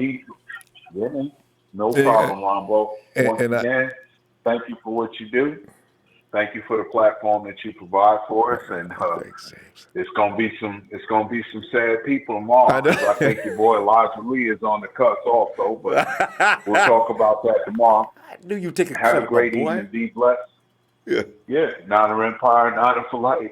Thank you for what you do, Ronbo. Thanks, James. Appreciate your family. Look forward to hearing from you tomorrow. All right. Good night, James. And you notice how James, ever since Mostert, I've always told James, but James, I think Mostert might not be that bad. If you mention, James has been against. You notice he didn't mention Mostert. It is picking up in the running backs. He still to this day won't do it. Oh, hey, let me go check out Darren. Hey, Darren, he just brought in a brand new. Darren, didn't it recently? Oh, that was an anniversary, or a little one actually added to the fam. Oh, you're talking about Twitter? Yeah, I was going to hit you up about that. Nah, what happened was this lady, her baby was in the hospital, so I put a prayer for her baby because she was on life support or something like that. Oh, and the baby pulled through? Yeah, it wasn't us. Yeah, my wife got her tubes tied. We ain't having no more.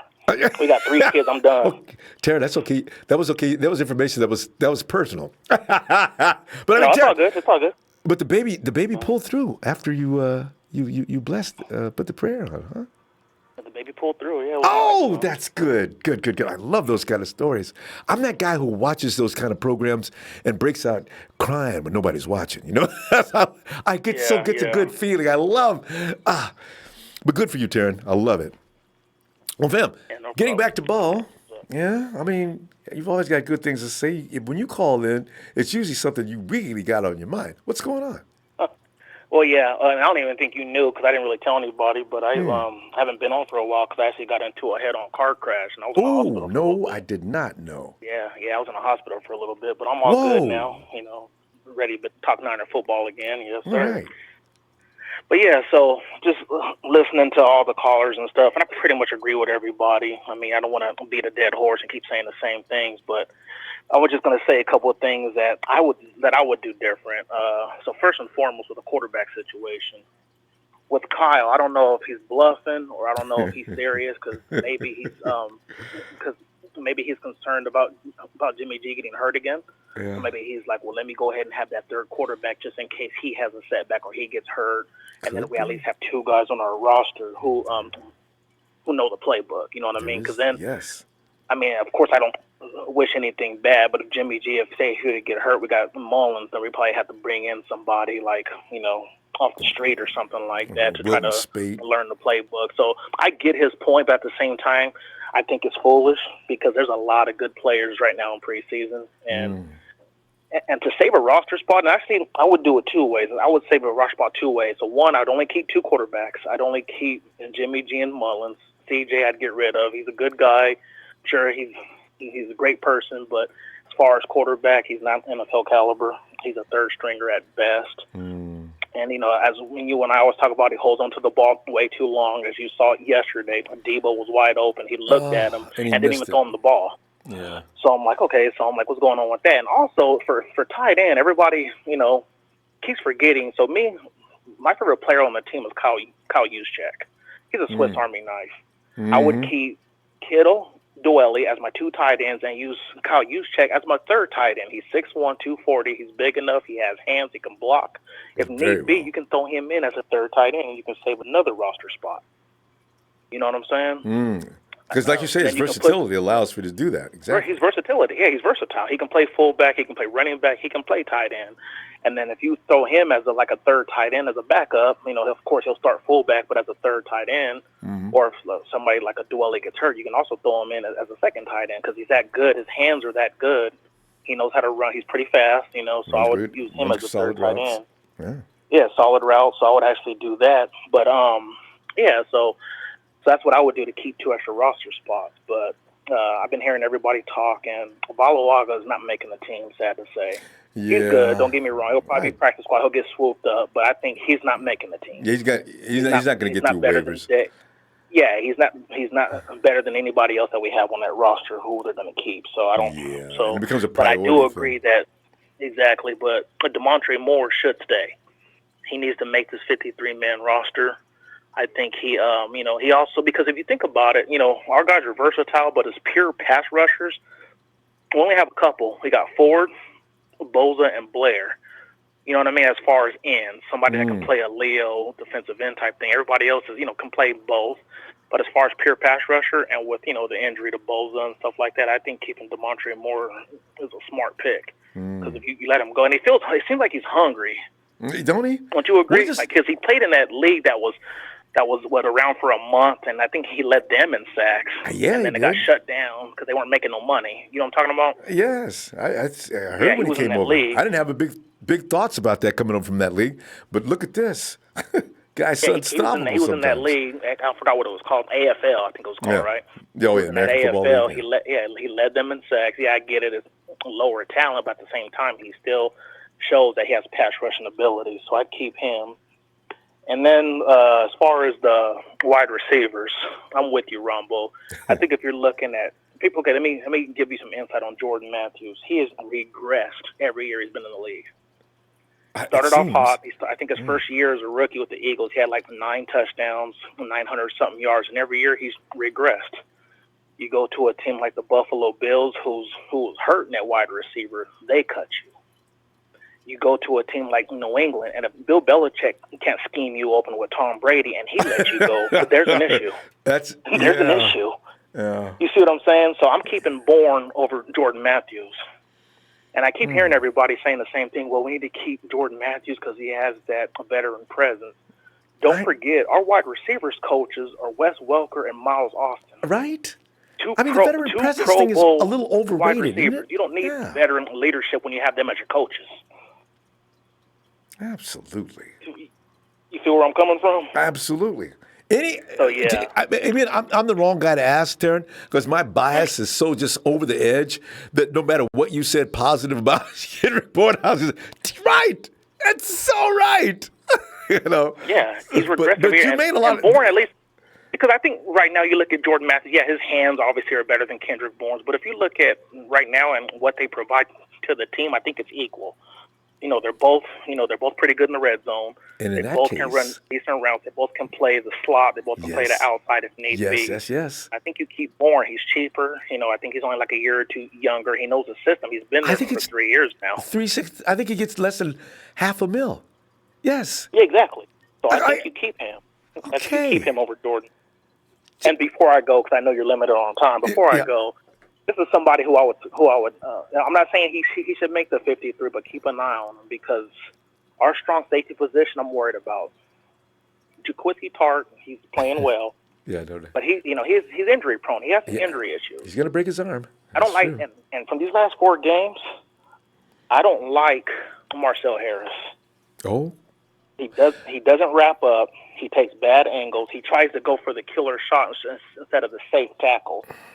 So who I would keep my eye on as a practice squatter, because I don't know why, because this is what the 49ers do. They get this undrafted free agent that played safety for 3 years at Arizona, turn him into linebacker.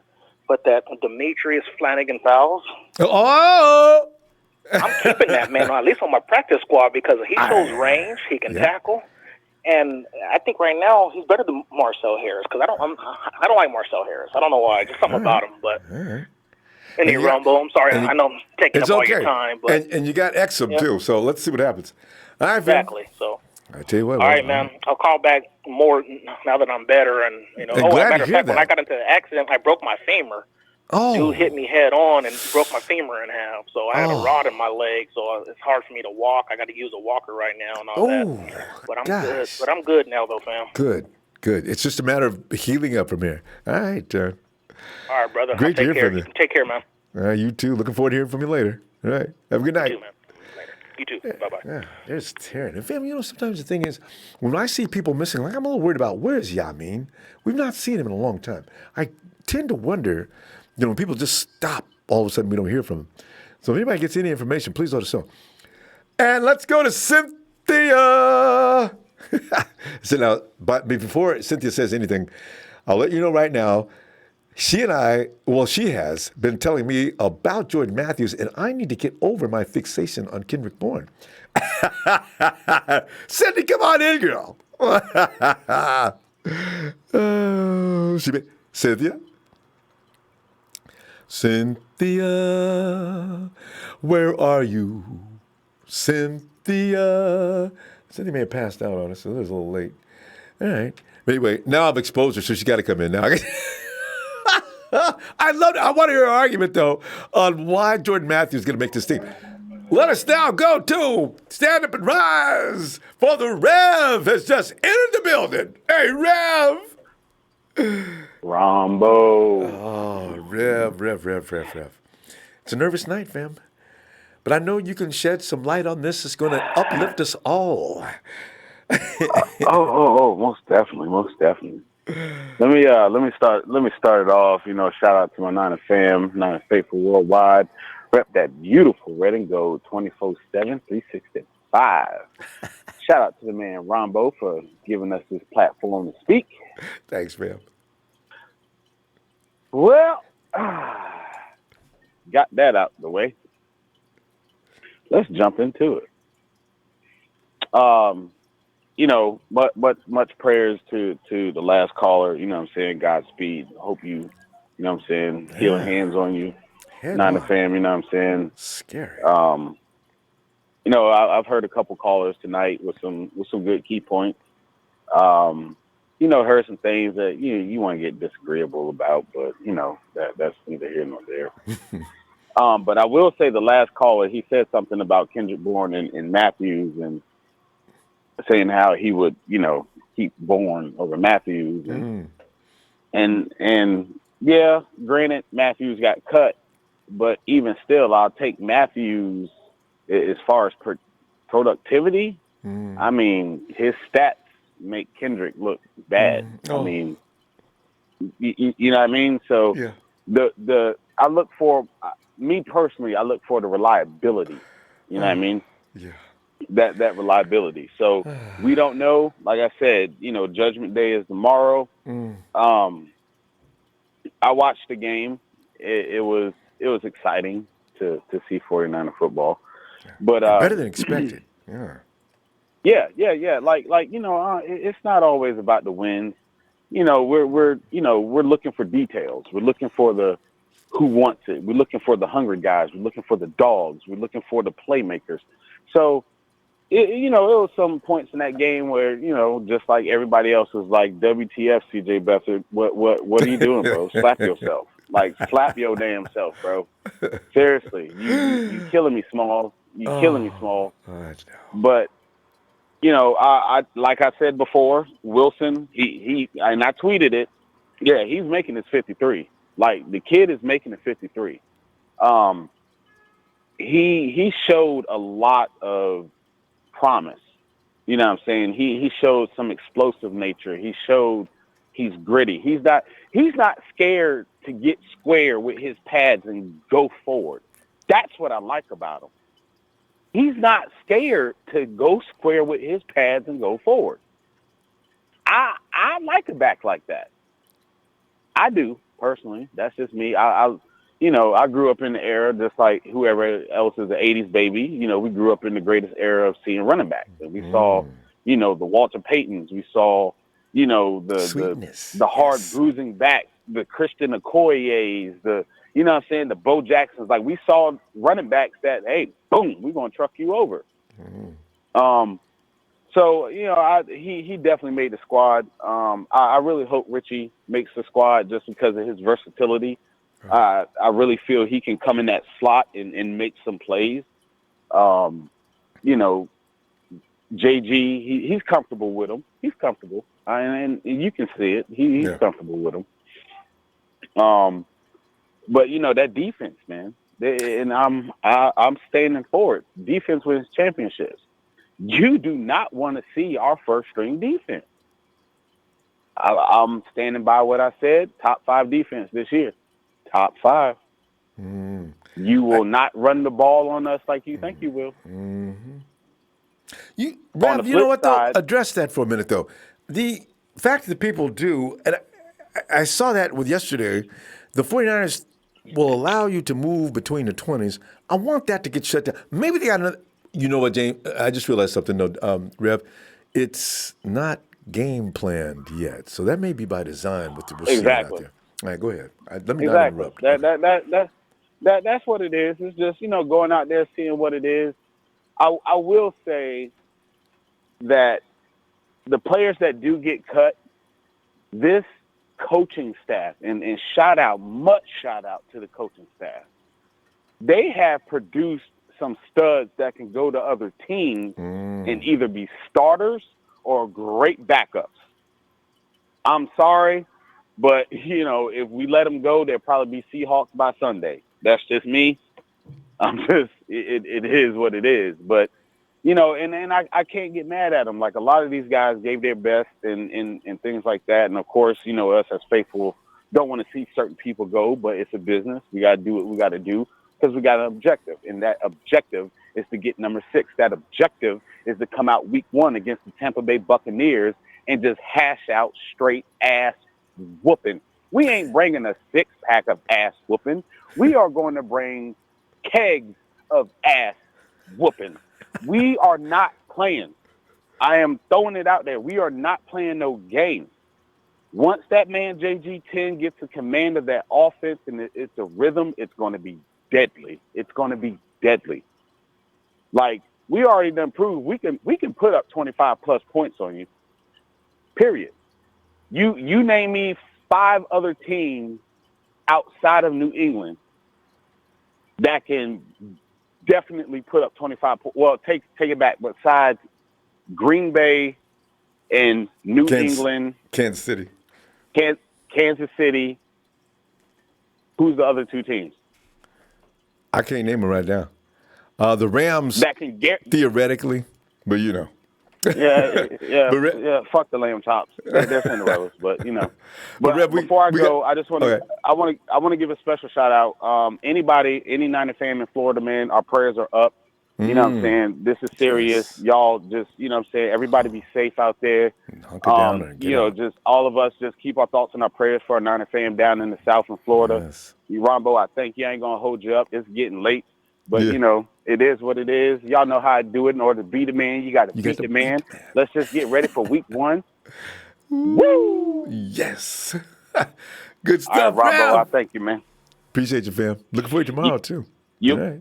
Oh, you gonna be on tomorrow? After the cuts? Oh, yes, we got to talk. I'll see you tomorrow. We'll be there. All right. All right. Night, Rev. And now let's go back to Hot L Baltimore, where Cynthia is hanging out. Cynthia! Oh! We missed Cynthia again. Wait, I heard a sound.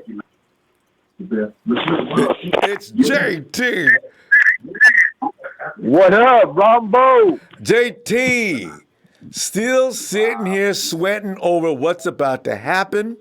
And you know what's so funny, JT? Because no matter what else happens, I can accept. But I cannot accept, and looks like Kendrick Bourne didn't make the cut. As Kyle Shanahan says in the presser, it was more to do with whatever reasons he gives. And I'm going to sit there and say, come on, Kyle, man. You're going to count my boy, Kendrick. But, this is, I have to, at the end of the day, I have to accept the decisions made by those in control because I trust the people in control, JT. But, JT, more importantly, you already know too much about me and Kendrick Bourne. Let's find out about what you're thinking about what's going on. What's up? Hey, Ronbo. Kaboom isn't going anywhere. We're right. He's a seed. He's a seed of the 49er disciples.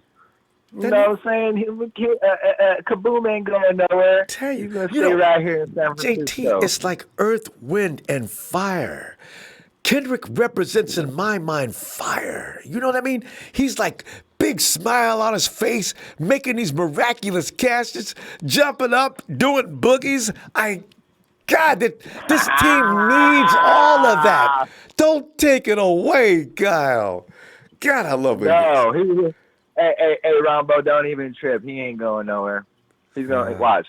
I guarantee it. Tomorrow when you look in 49er.com, you're going to see his name right there. Or not. You ain't even going to see his name because he ain't going to be the one on the cut casualty. You're going to see Jordan Matthews right there. I mean, I like Jordan Matthews. I know, I do too. I don't have anything against him. But I feel like he's a really newcomer, you know? Yeah, I feel that, there might be some, miscommunication because he don't know the playbook as good as Bourne. Like I said, Bourne's a seed. Kendrick Bourne is a seed of the 49ers. Kyle Shanahan's offense, he's not going nowhere. Yeah, sure, he drops a few passes. But he makes some great catches also. But he made it right back up in a spectacular way, Ronbo. Kendrick Bourne ain't going nowhere. He ain't going nowhere. I'm very confident about it. What are some of the other positions on the field that got your attention as far as per yesterday? Damontre Moore, Ronbo. If I had to pick either one of the two, is Damontre Moore. Because every time I look up, he's right there. Damontre Moore, that man right there, Ronbo, he's a certified beast. Tell you, he showed it for week after week after week. Every preseason game, Damontre's stats are probably the biggest on the team. And if nothing else, due to his amount of playing time, because Kyle was taking a good look at him.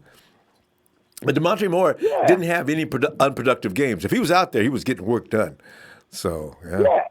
Imagine if his hand was healthy. Wait, whoa. What's wrong with his hand? Well, he's got his hand taped up. Oh, I didn't even notice. It's not. Yeah. You know what though? At one photo, I think I do remember there was his wrap on his hand. I thought he just had that on his hand for, one of those rituals. Some players do weird things that have nothing to do with nothing, but it's something they do every game, so they never stop doing it. So I didn't know, but his hand is actually hurt. I don't know. I just that's the impression I got. Well, you could be right, but at any rate, he's a good football player, and to cut him shows that we really got a good football team because he's done a really good job. Hurt or not hurt, Damontre Moore, he can't be let go. That's a diamond right there in the rough. Yeah, straight up. Yeah. Because if we're going to keep teams around 14 to 17 points this year, and I really do feel the 49ers have that capability when they start running game plans, things like that. I don't think anybody can stop the 49ers from getting 21 points. My bottom line is, this is why I base my record on. I don't think you can stop the 49ers from getting less than 21 points, and I really don't think you can stop the defense is going to allow you to get more than 21 points. That defense is going to be, very tough.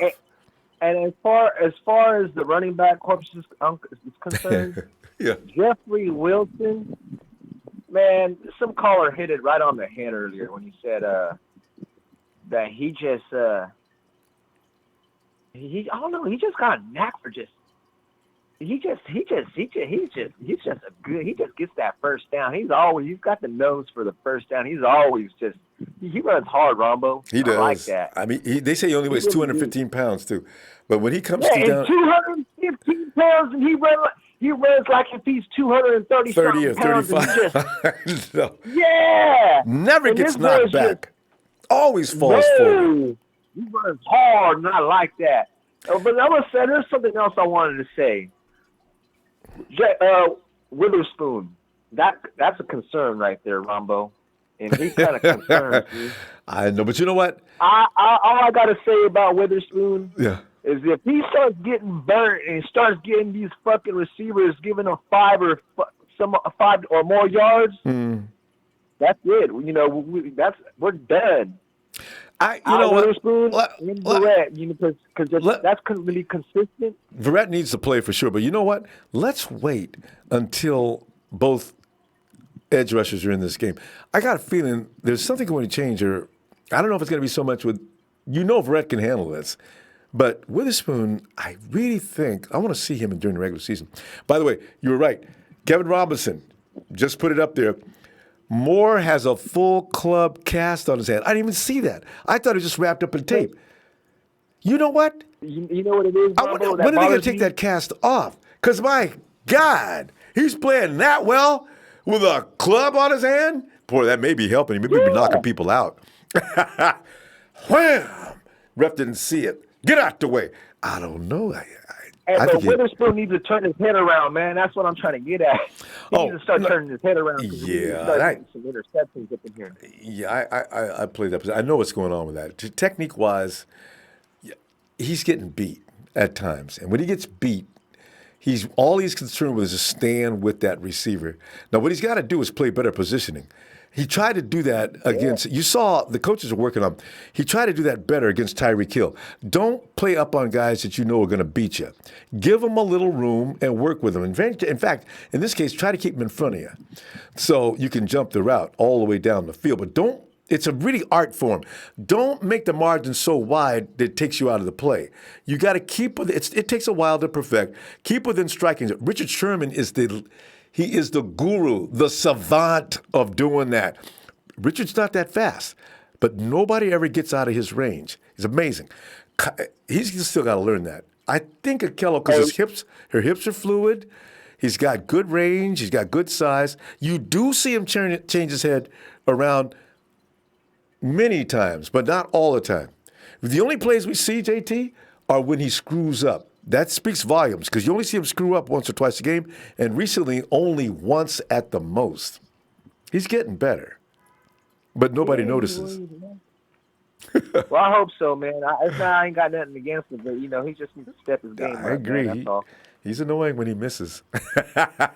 JT! I'm going to ask you one more thing before JT. I go. Real quick. Go ahead. Who do you think is going to be Garoppolo's go-to receiver? Because I got a receiver in mind that I think is going to be the man. Okay, go ahead. Tell me who that is, and we're going to hang up, and I'll tell you who mine is. Go ahead. Oh, well, Deebo Samuel, man. He's going to be a rookie, but yeah, he's going to tear it up this year. Good choice. And if not now, very soon. All right, fam. Let me see you tomorrow, huh? All right. All right, JT. Have a good night. All right, you too. Yeah. And, honestly, JT's right. At some point, you can see the picture forming even clearer and clearer. Deebo is eventually going to be the guy. Trent Taylor was going to be the guy, but he went out. But right now, Jimmy's going to stay with his bread and butter guy. And you know who I'm talking about. As long as he's healthy, Marquise Goodwin is going to be his first target. Why? Because Goodwin is open right now. He doesn't have to think. He doesn't have to go through a bunch of progressions. Whoever's trying to guard Marquise has already got a gap. This is something that's understood before the ball is snapped. Somebody's going to stay with Marquise Goodwin. They might try to deal with him in a strategic fashion. But Jimmy can find Marquise. All he's got to look. If he's got a better option, that's where he's going to go. If Dante's downfield, he's got his man beat, he's going to Dante. If George Kittle is open here, he's going there too. If Deebo's on the field, he's going. But no matter what, Goodwin's going to be open. Hey, all right. Oh, Jorge Ruiz. Thanks, Jorge. Appreciate it, fam. And I love your little green dude too, man. It's been working out, all right. Thanks, Jorge. Keep it up, he says. I will. Hey, let me go to my man, Phil. Come on in, Phil. Ronbo. Phil. Did you hear me? I can hear you loud and clear, Phil. All right. So, no matter where, any place to start. And by the time you get through, Phil, make me feel good about Marquise. I mean, not Marquise, but Kendrick Bourne. All right. I'm bothered about this. Here's the thing. I mean, you got Hurd. We don't know what his back situation is. I know, it's kind of scary. Phil?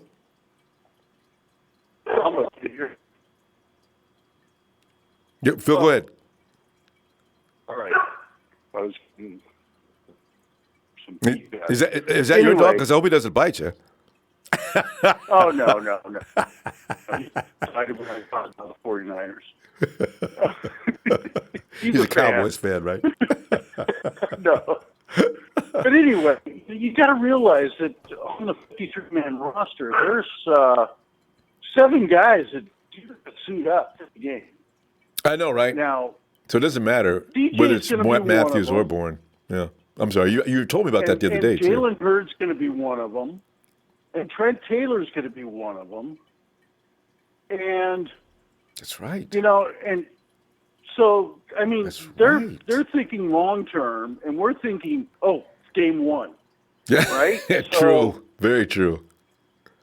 So, I mean, 46 guys get suited up. They're going to put the best 46 guys they have.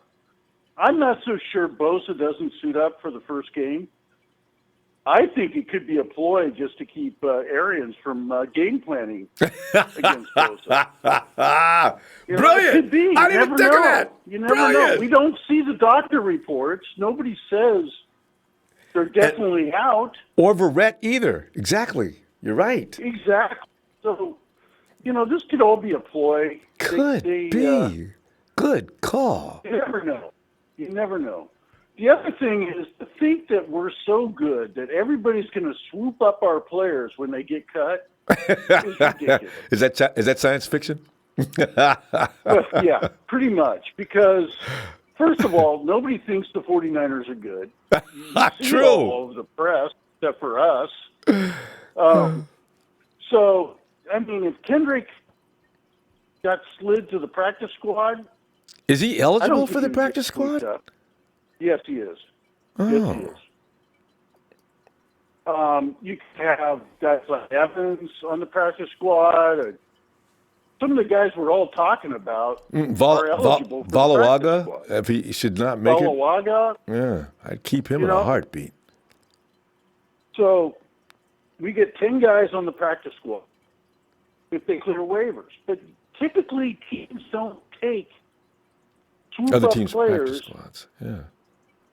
onto their team, because if they swoop up claim someone on whatever, they got to put them on the 53. Oh, that's right. That's right. That is right. I keep forgetting about that. So most guys sneak through. Most. I'm afraid if Garnett gets cut, he's going to get swooped up. Yo, offensive lineman is out of here. Out of here. Offensive lineman, defensive lineman, those are the guys you protect. But wide receivers, most teams already have their wide receivers slotted, and they've been practicing with the team, and they don't want to take on someone that hasn't been practicing with the team and put them on the 53. It just doesn't happen. Yeah. So, you just got to be smart about all this stuff. I'd say that's smart. And I think Malcolm getting cut means that's the spot for CJ. Because I think they're going to keep one less linebacker. Mainly because Mosfet is a good special teams guy. And usually use that spot with linebackers. So I think that's what they're going to go with. So you do see CJ. I mean, Kyle threatening to keep 3 quarterbacks. I don't think know why he's joking. He's keeping him, honestly. But he's got heartburn for the guy. He really does. He's worse than I've ever been about Beathard. I mean Bourne. Yeah. I mean, it's clear and he that doesn't CJ have heartburn for anybody else but CJ. It seems like it. Joe Williams, he didn't want that to happen. Yeah.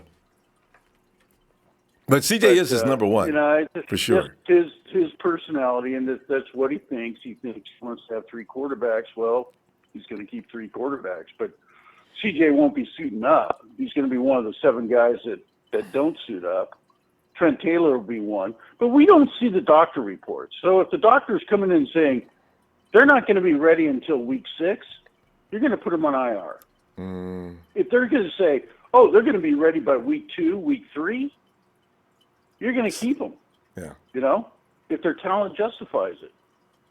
What do you see then? Is McKinnon, they're going to have to put him on the IR, aren't they? I don't know about McKinnon. He's had 2 flare-ups on his knee. 3, actually. But we don't see the MRIs. If the knee is still stable, chances are, and they could put him on IR because they don't really need him for, 6 weeks. Yeah, 8. But you don't know if Coleman.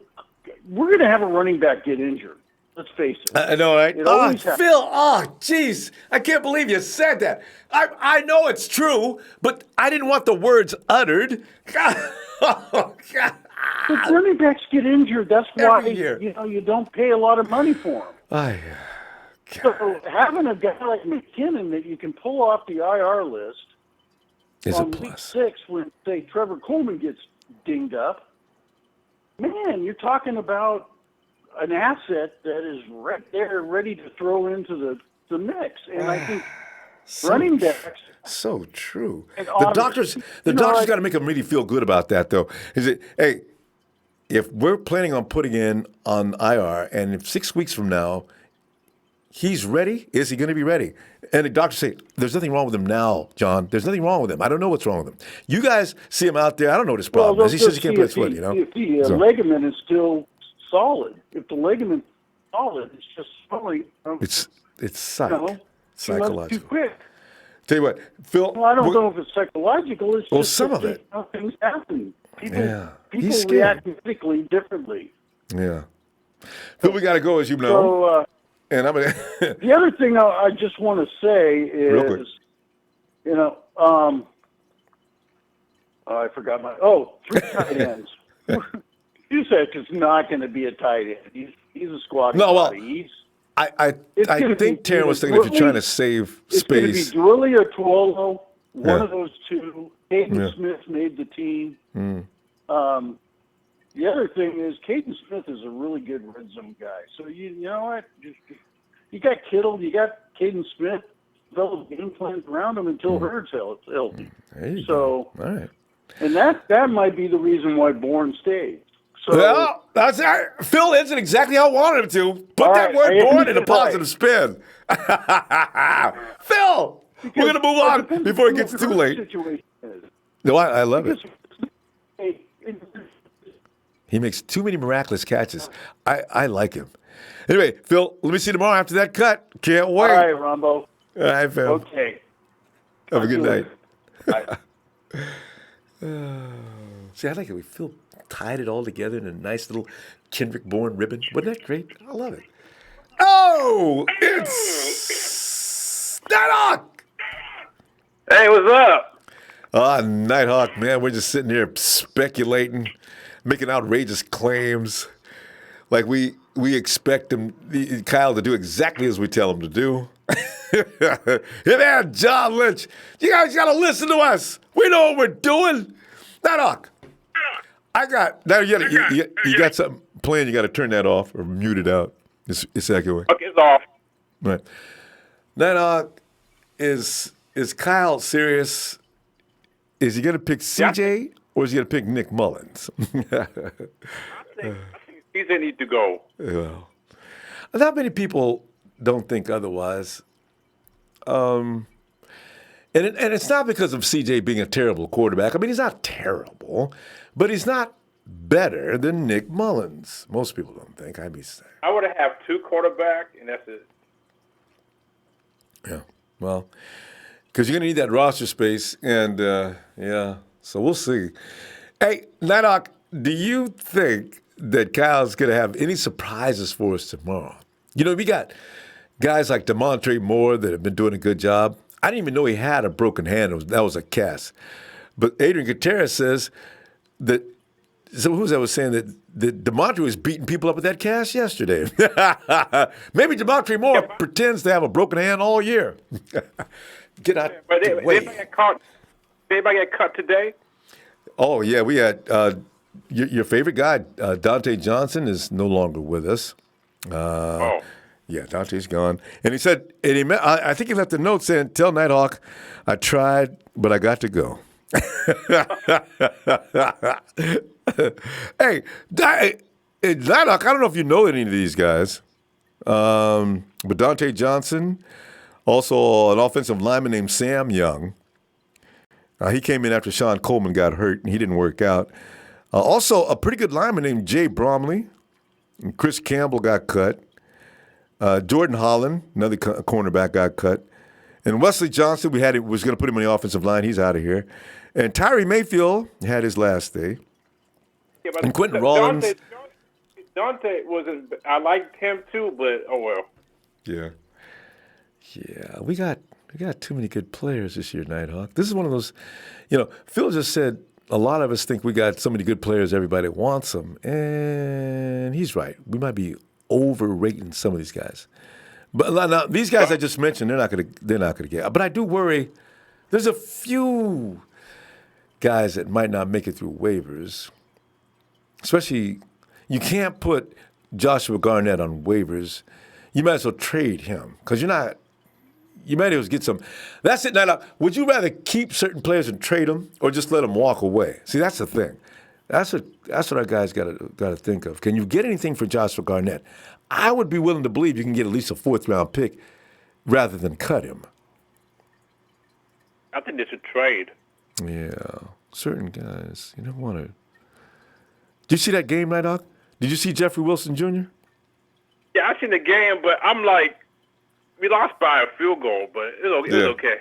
They could have won if they wanted to, but yeah. Yeah, because they didn't play all the starters. That's why. And there was times they went 4th down. They went for it. CJ went for it on 4th down. They gave the ball back. And Cordell was out there doing a pretty good job. Yeah.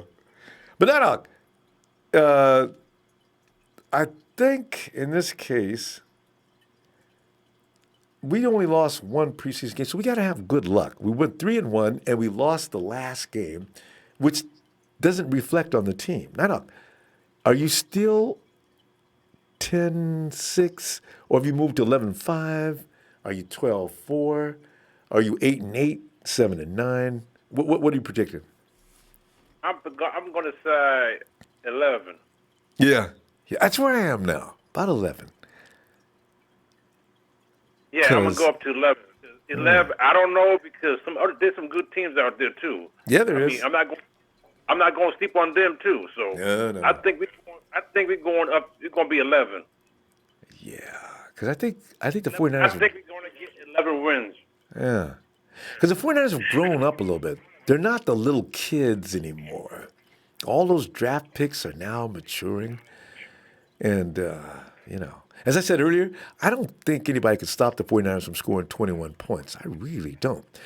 But our defense, I'm pretty sure most teams aren't going to score 21 points on that defense.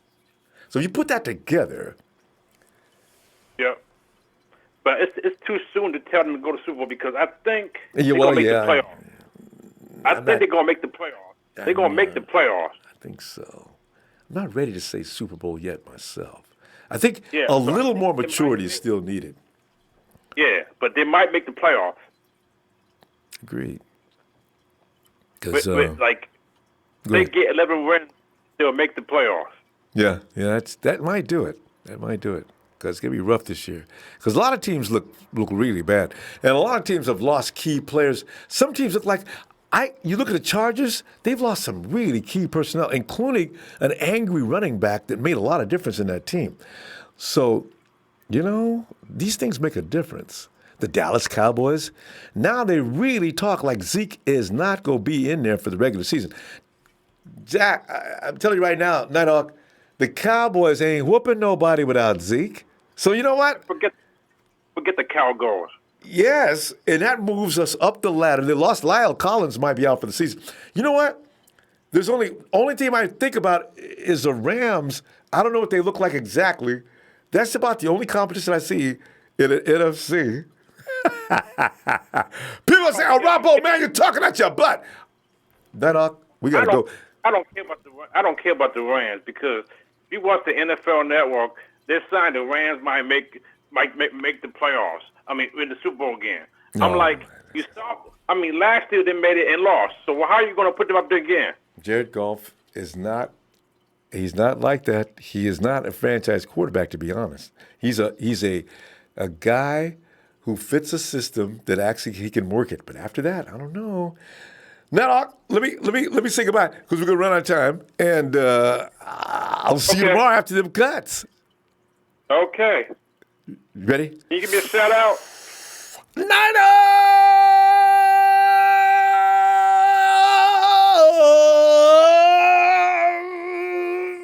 Yeah, before I go, hit Yes. that light. Thank you, I'm Niners. Yes. Right. Okay. Hey, gold money. Brother. Gold money says Hawaii loves the 49ers. Gold money. And we love Hawaii, too. Who doesn't love Hawaii? You know, how about Hawaii, Disneyland? Think about some of the places that really nobody dislikes, you know? Hey, Ed Russo! What's up, Ronbo? Russo, man. Contemplation, of course, as usual. But, you know, we're going to settle back down to there's a lot of rationale going on amongst our ranks and files now. So, you know, Russo, who's going to get cut tomorrow? Is there going to be any surprises, do you think? I think there's going to be a couple surprises, yes. I can't give you an exact name because it's going to be tough. I mean, it's obviously either Kendrick Bourne or Jordan Matthews is not making a team. That's a given. And I think if Taylor and Hurd were 100% healthy, I think it's very likely you would see neither of them on the team. Honestly, I know. But the way that the team is right now, we have an absolute need for 7 wide receivers, and I think we all know who 5 of them will be. So it just comes down to what he wants to do with James, Bourne, and Matthews. And in my opinion, between the 3 of them, I feel like Richie James is the one that should make it over all of them, and then there still should be one more spot. So yeah, I agree. We'll see what happens. Nobody's worked harder than Richie. I mean, me personally, I remember when you had a show. It's probably 2-3 months ago when we signed Jordan Matthews, and I called in and I was hyping him up like, yeah, he's a really good red zone threat. He's got this many touchdowns in the red zone. That's how many percentage of his career touchdowns. I was like, all right, that's a good signing. And I viewed it as like Trent Taylor insurance. And then just as this whole thing's playing out, he's not getting any playing time. The most hype I heard on him was in OTAs when he was playing in shorts and a T-shirt. Yeah. He's done okay in Good point. He's done okay in training camp. And I think there was so much hype on him, like you were hearing all these good reports, and then these 4 preseason games, I've just seen nothing out of him. And the dress rehearsal, I saw Kendrick Bourne on the first possession. I didn't see Jordan Matthews until the second half. And I've seen him on special teams trying to tackle people. I mean, he's never done that in his 5-6-year career. He's never played special teams. So it just, I mean, they say don't always, read between the lines, but I can't help but just kind of connect the dots to that. I'm looking at a guy who has 3 touchdowns. I'm looking at a guy who has 0 touchdowns. I'm looking at a guy who has 8 receptions. I'm looking at a guy who has 3 receptions. I mean, sure, he has 2 drops. That's definitely not good. But Kyle even said last night, if you ask me, I think he has one of the better hands on our team. So He's sticking to that. He's sticking to that. He said that earlier. He's not getting off of it. Yeah. Yeah. But, I mean, with that said, if you look at the contracts, based on the short-term injuries of Taylor and Hurd, Jordan Matthews' contract makes the most sense because it's a game-for-game contract, and you could essentially bring him on the roster for 3 weeks, and then when Taylor and Hurd are 100% after the bye week, you can just part ways with Jordan Matthews scotch-free. So his contract is tailor-made for the situation we're in. So that reason alone, I could see it, but based on talent, he's not more talented than Kendrick Bourne. That's for damn sure. He's not more talented. I didn't even Kendrick know Bourne about that contract he needs either. to sharpen his game. What's that? I didn't even know that about Jordan Matthews' contract either. That's interesting. Oh yeah. He got a $300,000 guarantee, and then the rest of it is all game by game. The way that it's set up. Yeah. So it does make sense to keep him in early on, based on the way the team is kind of breaking down. But like I said, Kendrick Bourne is a far more talented player. He just needs to get it all together, and it might take 2 more years before he becomes what he could be. And Jordan Matthews is just a guy that he's already capped, and he can just be a guy you can just throw in there, and he's a veteran. So I could see the argument. And and it was once rumored. Well, they were saying days ago, before they realized that Jalen Hurd might not be able to make it back, they were going to have Jalen Hurd was going to be the Trent Taylor, 6'4", right, coming out of the slot. I was excited to see him in the slot. Dang it! So, yeah. I guess I may as well, as I say, just prepare for it. And from what you're just saying, it makes all the sense in the world. I mean, Jordan Matthews, as soon as Trent gets back, he can say goodbye to him. His contract is not going to hurt the 49ers in any shape, way, fashion, or form. But I have a guy that I've been very excited for, and I really, really want to make the team, and I am not backing off the fact that I want to make the team. Aziz Al-Shair, it's the guy everybody's become to love, and I'm hearing nothing but, like, I'm hearing all these people that are putting him in the team, and they have him making the team. They're always too risky to put on the practice squad, this and that. But if you listen to Robert Saleh's interview this week, they specifically asked him about Aziz, and he said, obviously, Aziz tore his ACL his last year in college, so he was rehabbing off an ACL injury. He missed OTAs, and he fell behind on the playbook and stuff like that. And Robert Saleh said in his interview, it was like 4 days ago or 5 days ago, he said, the thing about Aziz is he missed a lot of time, he fell behind on the playbook, he doesn't know the system completely, and he's still playing catch-up. So that kind of seemed like a red flag, like that he might not make it based on that. Based on talent, practice squad. But yeah, he sounds like a practice squad guy to me. So I mean, I really hope that I'm wrong. Like maybe I'm reading too much into that. But I mean, Robert Saleh, he was very straightforward with saying he's playing catch up. He's still behind. So yeah, I read that myself. So yeah.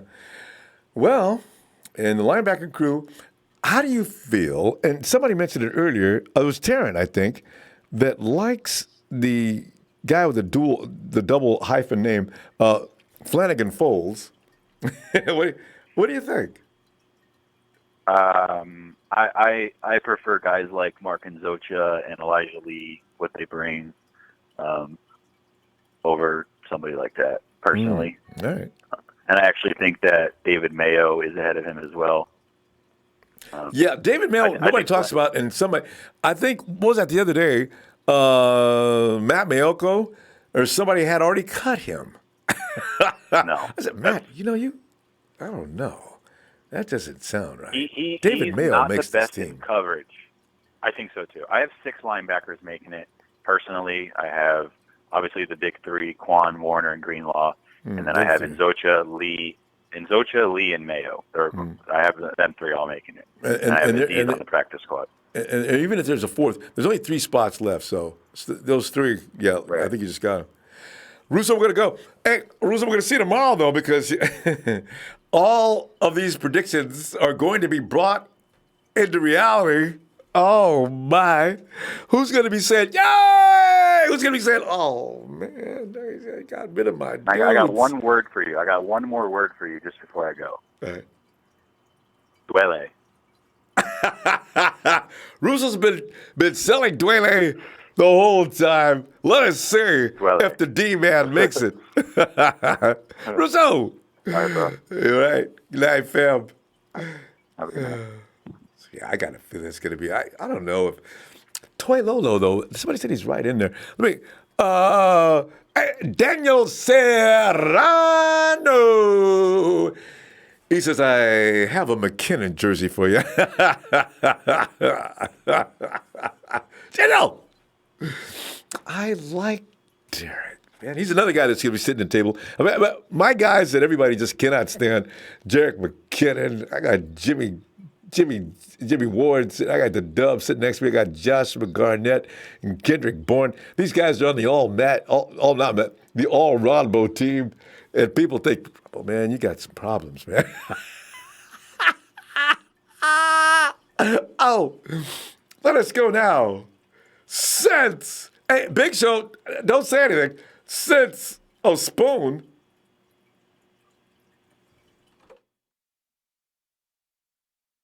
I forgot. Production's telling me, and don't forget to put Spoon at your table of people that people want to beat. I like, fam, I have patience. I see these people coming along at some point soon. I was right about J-Dub. You see what I saw the other day. Kendrick Bourne, I know. Hey, since day one. What's up, Ronbo Sports? Hey, day one. Man, just sitting back here, man, and trying to figure out why I should be excited about what's going to happen tomorrow as opposed to, oh, my God, what happened? Oh. But since they won, it's all about the name in the front. We cannot get emotionally attached. You know how Big Show always says, it's the name on the front. You guys need to remember, it's the name on the front, not the back. But I can't do it, fam. I can't do it, man. I see players I like, I get attached. I hope they make it. And when they don't, I'm not happy. But they won. What's up? Like Billy Bean, from the A's. He never used to travel with the team. He never used to chill, talk with them. Since they won, we got a very bad connection. Is your wind blowing into your mic? You're not on speakerphone, right?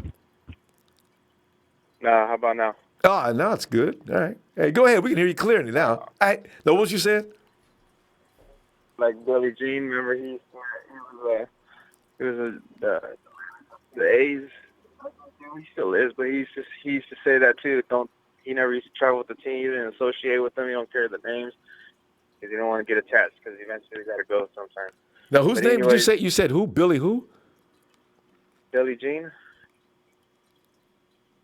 Have you ever seen that movie Moneyball with Brad Pitt? Oh! Yes! That was that character's name. Played by... okay, but anyway, I know what you mean now. Okay. Yeah. Can't get emotionally involved. Like, what's up? That player, one of the veterans was like, what, is that supposed to make it easier to cut us? You're right. Like, we're professionals, like, and it's true. You know what I mean? These are grown men, professionals. You know, you just go in there and cut it, rip the Band-Aid off. Yeah. And but yeah, I mean, I don't know. I thought that they cut already a few players last night. Yeah, they cut a few yesterday, or today, should I say? Yeah, I heard they cut about 9 players. I didn't look into exactly who, but I have notification and everything. I've been on the road. Yeah. I'm on my way to work right now, but right. I mean, I don't know what's gonna happen, but regardless, they're gonna. I trust them. And John Lynch said the other day, he said that we got more than 53 players that are NFL good players, caliber players. Yep. Yeah, so we got more than that. These guys are gonna find jobs quick. And a previous caller said that he had the for sale sign on Beathard earlier. I think that's on point because he was out there for how long? He was just out there, like he just kept getting reps, and then he took Mullens out after one series because he seen him get hit. He didn't give a fuck about CJ. He was like, shit, take those hits, like you can go. But I think he's gonna. I don't know. I think he'll be with us still. You never know. He said he plans to keep 3 quarterbacks, but I don't know. Yeah. It's rare. I gotta see. Are you seriously? I mean, are you really gonna cut? Keep CJ. Yeah, I mean, if he's keeping him over someone else, that's hard. But I mean, if he just it ain't costing it. But like how someone said earlier, that if someone can make an offer, you know he's gonna run with it because he said it himself too. They plan on keeping him, but if there's someone comes at him in a way to try to make the team better, he's like, we're all ears. Mm-hmm. Kyle's he's good with his words, and that's what he meant. He's open for trades. Mm-hmm. And that probably goes for more than just CJ too. There's some other guys on the roster. Absolutely. I don't know who else would be worth a trade. Garnett would probably come to mind, but Garnett's.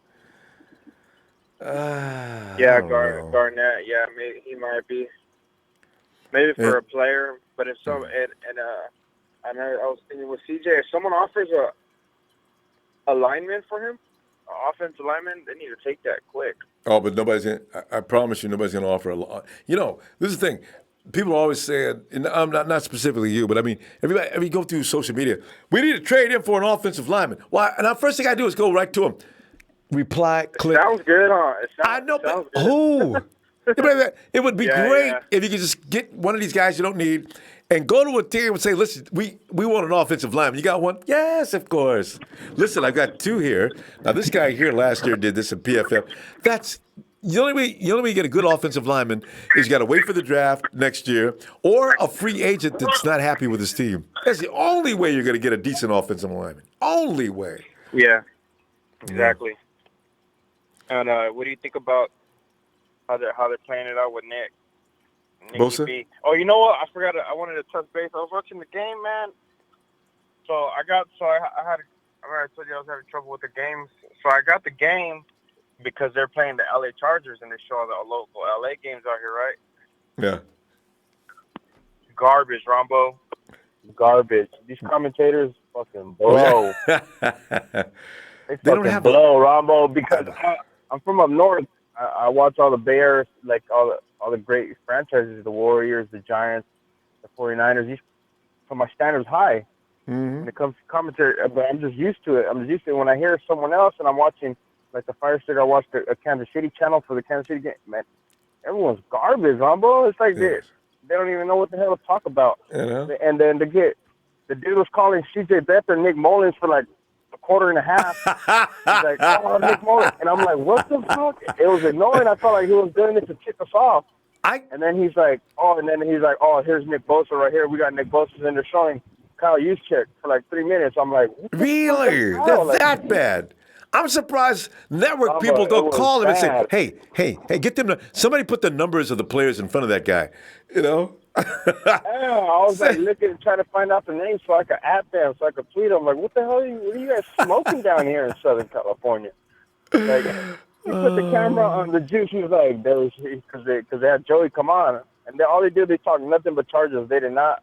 They don't know nothing about anything else. Well, fam, they didn't even show our touchdowns. Fam, we're going to go. I tell you what, you know what? Tomorrow, after the cut, we'll be on a little while later. And, boy, I think we're going to have a day tomorrow as far as a 49ers roster. All right? So you just have a good night. I look forward to that. All right, It's going to be a lot to talk about, Ronbo. Thanks for the time. Appreciate the platform. It's a privilege and an honor to be on here chopping it up with you guys. Thanks, and, fam. Keep up the good work, man. Your Empire, stay up, stay faithful, stay loyal. We'll chop it up tomorrow, Ronbo. Thanks again. All right, fam. Have a good night. It's Sid Stay One. Good night, too. All right. Uh-oh, there it is. One of the founding members of TNT. He hails from Virginia. He is Trey from VA.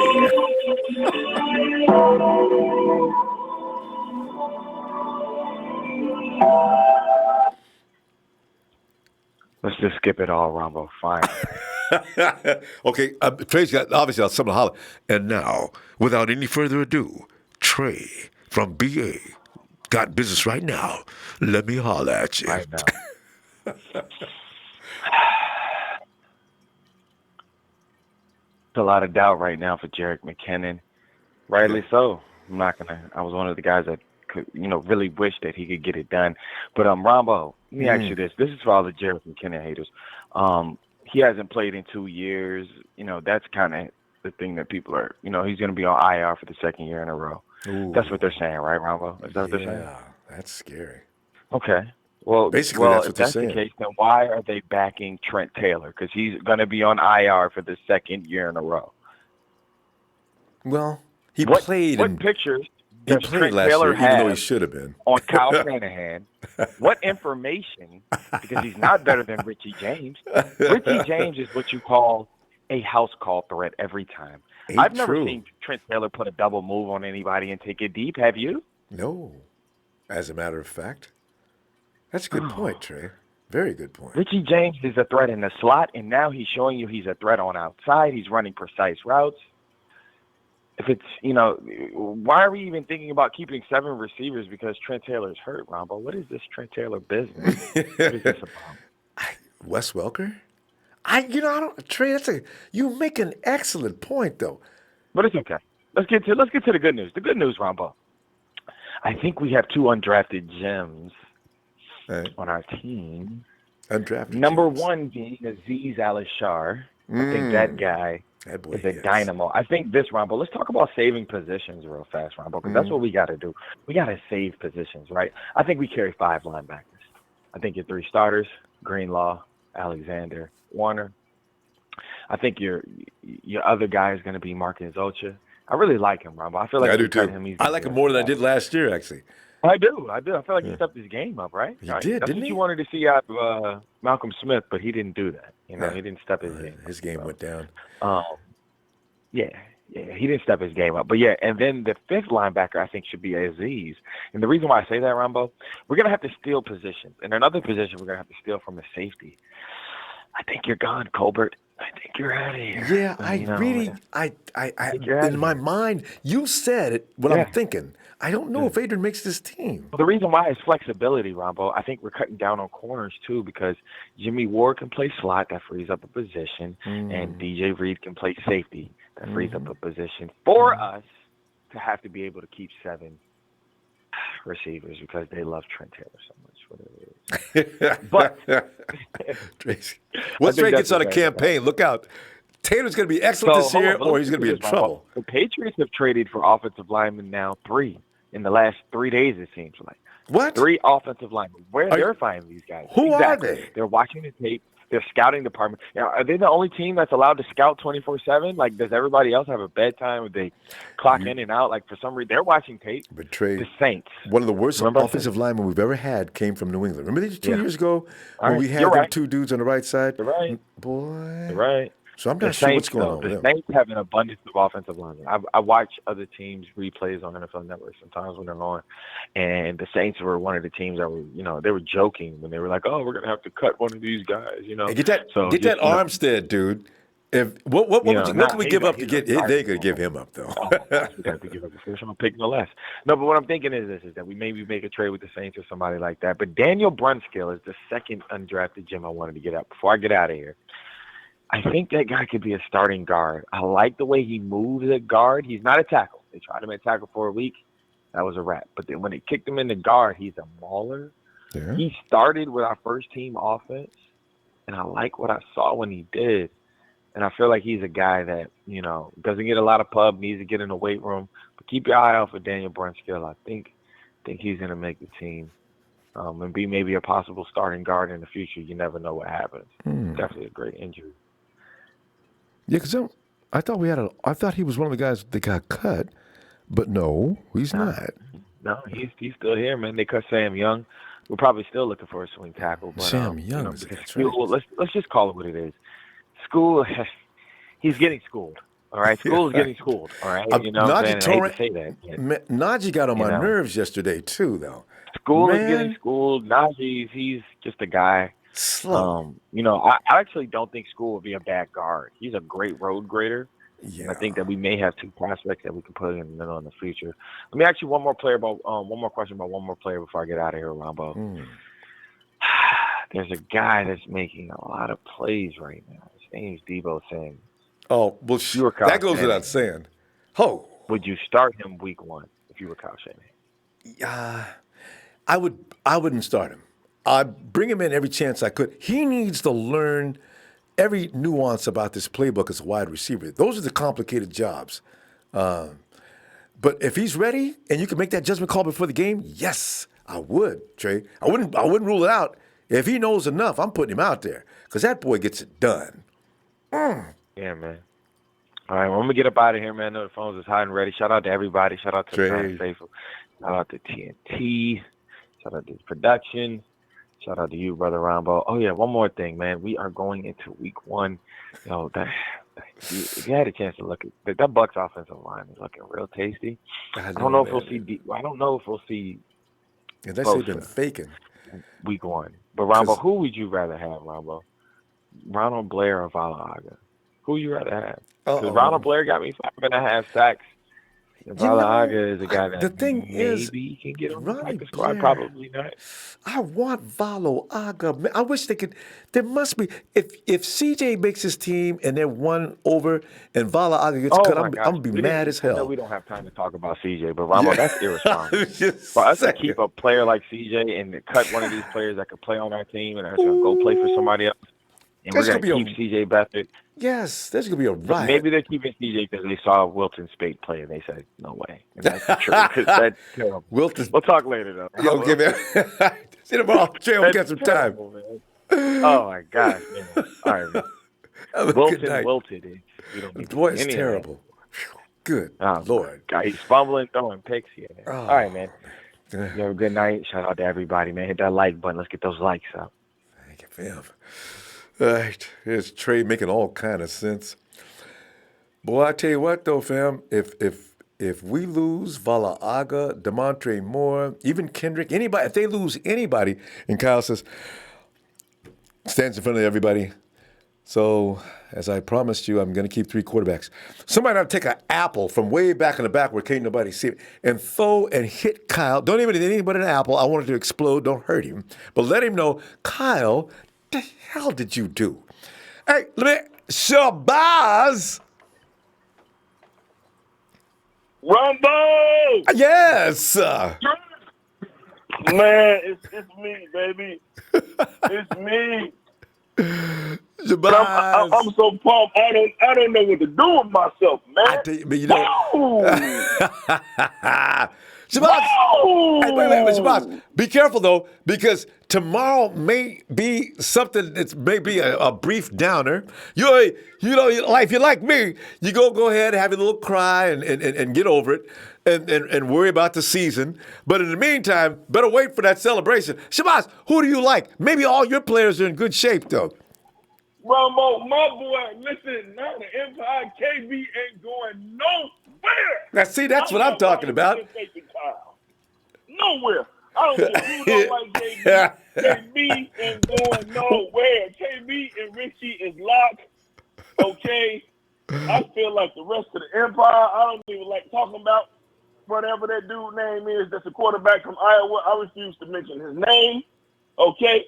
Because I got the best insurance policy in America with Slick Nick Mullens. All right? My big issue is that defensive line.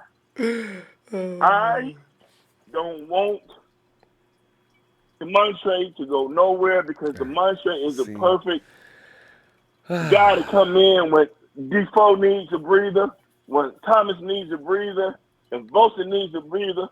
Look, Sala ain't going to make the wrong decision. And John Lynch ain't going to make the wrong decision. I will be in Tampa week 1, 9 of Empire to celebrate with y'all, flying my flag. We doing the takeover, and we going to stop Jameis Winston. Yeah, we all going to be hurt because we're going to lose somebody we all want to hold on to because you know who I'm a secret fan of that everybody don't like? I got to tell Empire. I love Colbert. He might be on the cover. I love AC, hey, man. Hey, Shabazz, no. Everybody does not dislike Colbert. I like Colbert a lot. I'm just looking at what he's up against, and he's not able to play. Colbert's been out all this time. He's supposed to be out there making a statement, and he hasn't been able to do that. I feel bad about that for him. I don't know what they're going to do. But you know what I think they've been doing? Just like the same thing with Bosa and Barrett. They playing poker. These guys, okay? We had that bad training staff last year, okay? Yeah. Where guys were injured. Yeah. This year, Kyle and Lynch says, you know what? We're going to play poker. We're going to exaggerate a little of these things, and there it is. Week 1, you don't play Bosa because we're going to feast on Tampa. Week 2, you let them tie into Candy Andy. And week 3, you're a murder Big Ben, baby. We're going 3-0 out the gate, Ronbo. Now you bring 3-0. Now you bring the Tasmanian devil off that other edge. Now you put Big Ben under trouble. I got Ford coming off of one, and they're going to think he's driving a Cadillac. And we're going to bring Bosa on the other side, and they're not going to know what that is. It's going to be too late. Bam! They ain't going to know what hit him, man. 3-0 out the gate. Everybody in Atlanta Empire, you all got $25 for a 3-game parlay, man. That's easy money, Ronbo. That's easy money, man. Yes. That's easy money, man. That's easy money, man. And Shabazz, going into a bye week. Shabazz, are you on your speakerphone? No, I got my headphones in and my maybe I'll switch my headphones. I got the AirPods in. I'll put in my wired headphones. Maybe that's better. Yeah, I can hear you, but not as clearly as I'd like. Yeah, let me go old school and put the wired headphones. Oh, whatever you're doing now is working. Oh, is that better? Yeah, well, it is. All right. Oh, okay. Yeah, I got the headphones. Shabazz, because I'm so pumped. And since it was already, you sound like you got your fantasy players all picked out too. Now, your running back situation, now we know Jerick McKinnon's not going to be able to play for gosh knows how long. I think Jerick McKinnon has got more than just physical problems right now. I think Jerick is scared to hurt that knee. So you figure you got Jeffrey Wilson Jr. That's getting a warm feeling about something, and others he thinks he's red hot. Do you let Jeffrey Wilson go to another team? Because I think Jeffrey Wilson may be able to find another job. Jeffrey Wilson is a goal line guy because you keep him. We stash most with special teams, but He's he already still on- can play running back. Yeah. So we keep him. And Wilson is a goal line guy, and you got the two-headed monster in Breida and Coleman. Yeah. I don't know what's wrong with the Empire, and they don't see what I've seen. But Ronbo, I have season tickets, and I've watched Breida last year against Detroit. I watched Breida every time he gets the ball. Breida is a savage. Breida is a savage. And he looks stronger. He is a complete savage. Did you see him running through man. tackles and people dragging people? Matty Hey, B. look. Shabazz, Look. I know how people say, man, you Homer 49ers, man, shut up. Listen, Shabazz, I think we got a premier running back. If he gets enough carries this year, look out. Matty B is crazy good. Once he locks when he puts that foot down and sees that avenue, notice how the camera always has to follow him for a few seconds before they can even get close. Exactly. I love watching him run that stretch. And he's moving so fast, looking for that avenue. Boom! Hits that hole. Boom! Ow! Here's the biggest surprise, Ronbo, that ain't nobody gonna see coming. That defense is a 11-5 defense. Yeah. And let me tell you why. My boy, Richard the Worm Sherm, has got them young boys so pumped. Everybody was so worried about the preseason. We didn't give up our hand. He said, look, don't worry.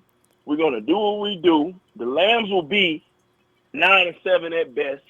We sweep the Cardinals, guaranteed. Yeah. We may split with the Lambs. Mm-hmm. We sweep with Russie and the Seahawks and the Sea Chickens. Because they ain't okay? got nothing. All right?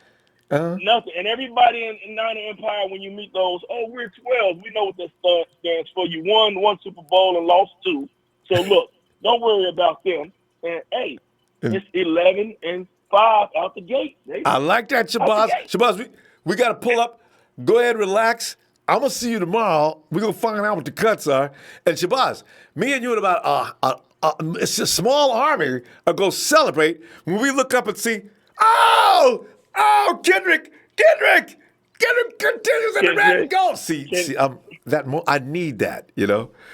He's there, Ronbo. Don't worry about it. Right. What that kid brings to the team, the energy, his ability, he's going to make it. I know it was rough, and you know what? This year is going to be better. Jimmy G going to be better, and look, Niner Empire, this is going to be a year they're going to have to pay and eat crow for all the disrespect. We'll tell them together. We're sick of the disrespect.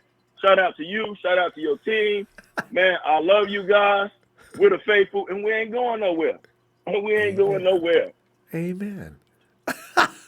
Shabazz! I will talk to you guys tomorrow. I will talk to you guys tomorrow. Good night, All Shabazz. right, baby. Hey, Shabazz, by the way, real quick, where are you on the East Coast?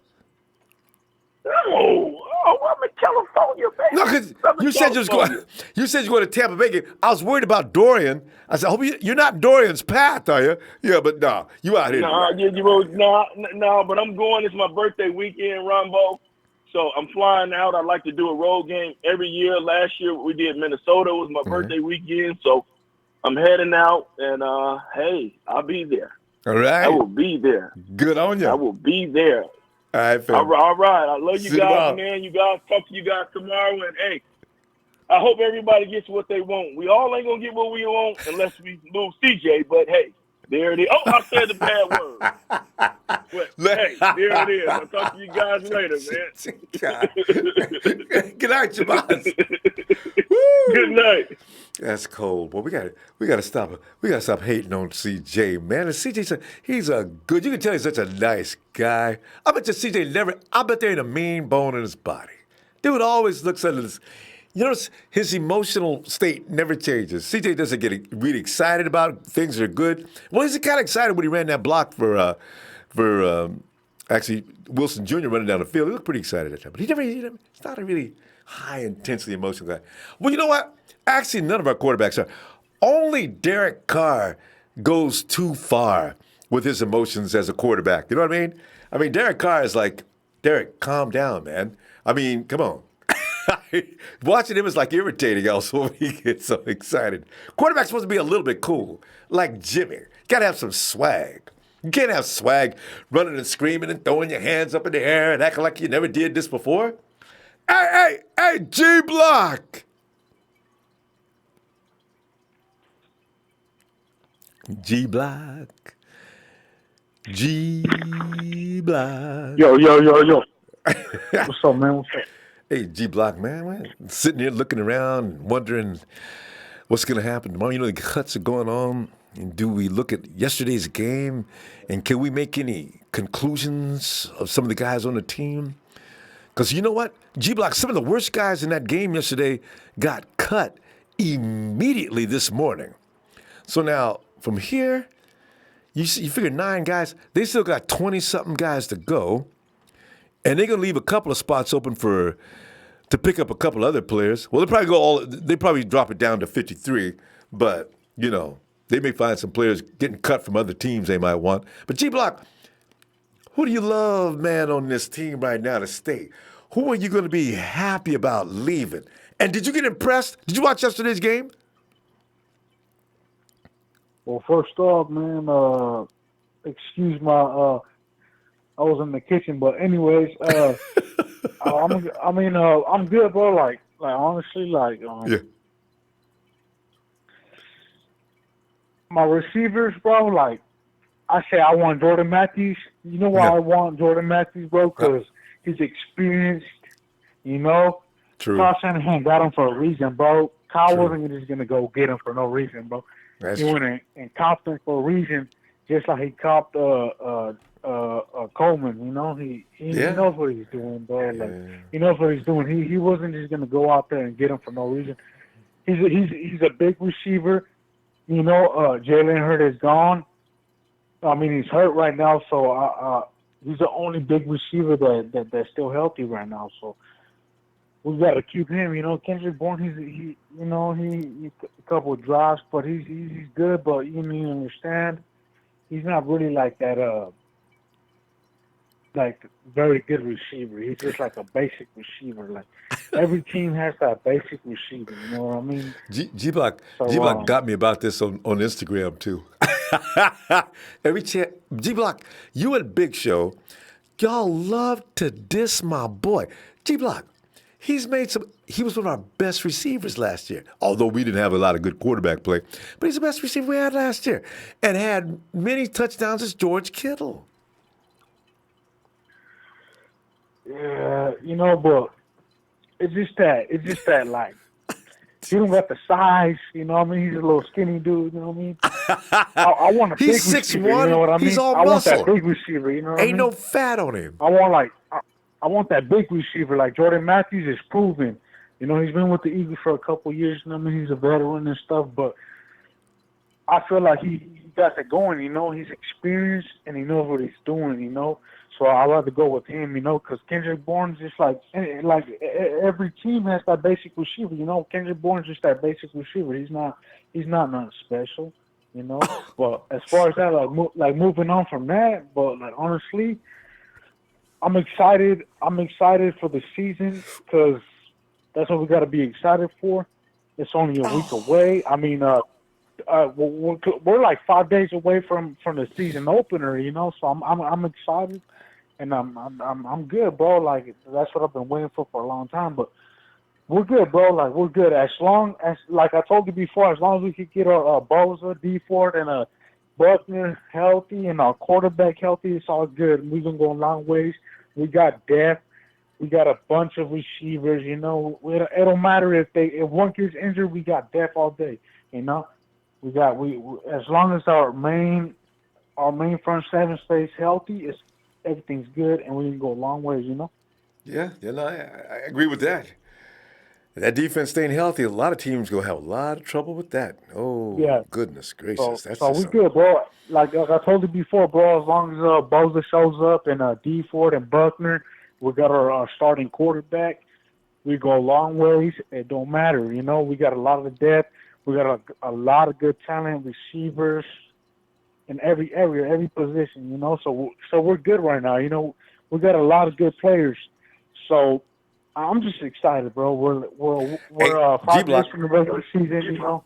I just want to make a deal with it. Now listen to me. You said Kendrick's pretty much just an average receiver, nothing special. Now, if he does make the team tomorrow, you realize, of course, what that means, because you said you trust Kyle Shanahan. He didn't just go out and get him for no reason. So that means if Kyle keeps my boy at KB, when you call me back Jordan again, Matthews, or when I see you, he was wait a minute, let me finish. body. When I see you on Instagram or you call back, you got to be able to say, all right, Ronbo, like I said, man, coach knows what he's doing. So if he kept Kendrick Bourne, maybe I think he's average, but I guess not. Okay. Well, there's 7 receivers. You just because it keeps them doesn't mean really nothing, you know. Come on, G. You know what I mean? You see, you got to be careful about making them kind of predictions, all right? Because if he makes a team, it'll be like, uh-oh. There's 7 receivers that gotta be, you know. Yeah. No, you know what Kendrick Bourne hasn't done the last 2 years? He hasn't been cut by the Bills. He hasn't been cut by the Eagles. As a matter of fact, he has twice as much touchdowns and twice as much yards as Jordan Matthews in the last 2 years in comparison. Jordan Matthews has made no impact, not in camps, not in games. He's done nothing. Hey, hold on. Hey, brother. Watch his route. This ain't your time right now, brother. My name is Dre. My name is Dre. I don't care who you are, brother. I'm just saying. Dre, let G Block talk. I'm the cut-in king. And when I hear some foolishness, come on, Dre. Dre, y'all, you guys can continue with the chat because we got to go. Let me finish up with G Block. G Block, all right. You know Kendrick's got a lot of fans. You know what I'm saying?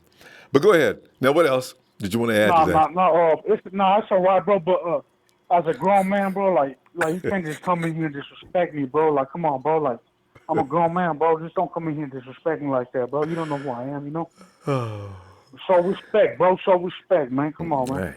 All right. But anyways, Ronbo, look, I'm gonna let you go, bro. I'll call in during the season when everything's going good. I show my love, you know. True. Have a good night, bro. No, I know where you're behind that, G Block. I know you love the team, but KB got to make this team, G Block. He's got to do it, man. All right, we're gonna see tomorrow, okay? I'll be looking for you now, G Block. All right, brother. If my dude makes it, I want you to call and say, Ronbo, man, you're right.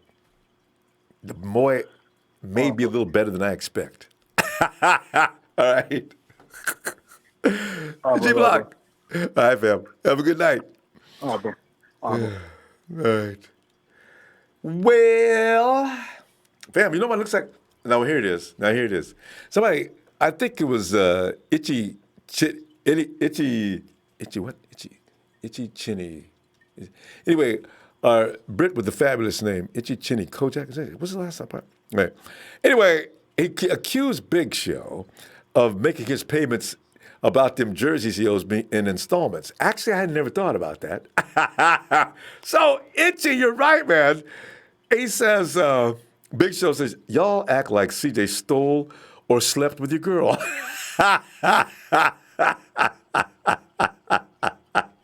Only Big Show could come up with this. He says, this what happens when y'all begged and begged Kyle to start him over Hoyer when we knew he wasn't ready. CJ is Kyle's project, and he's here to stay.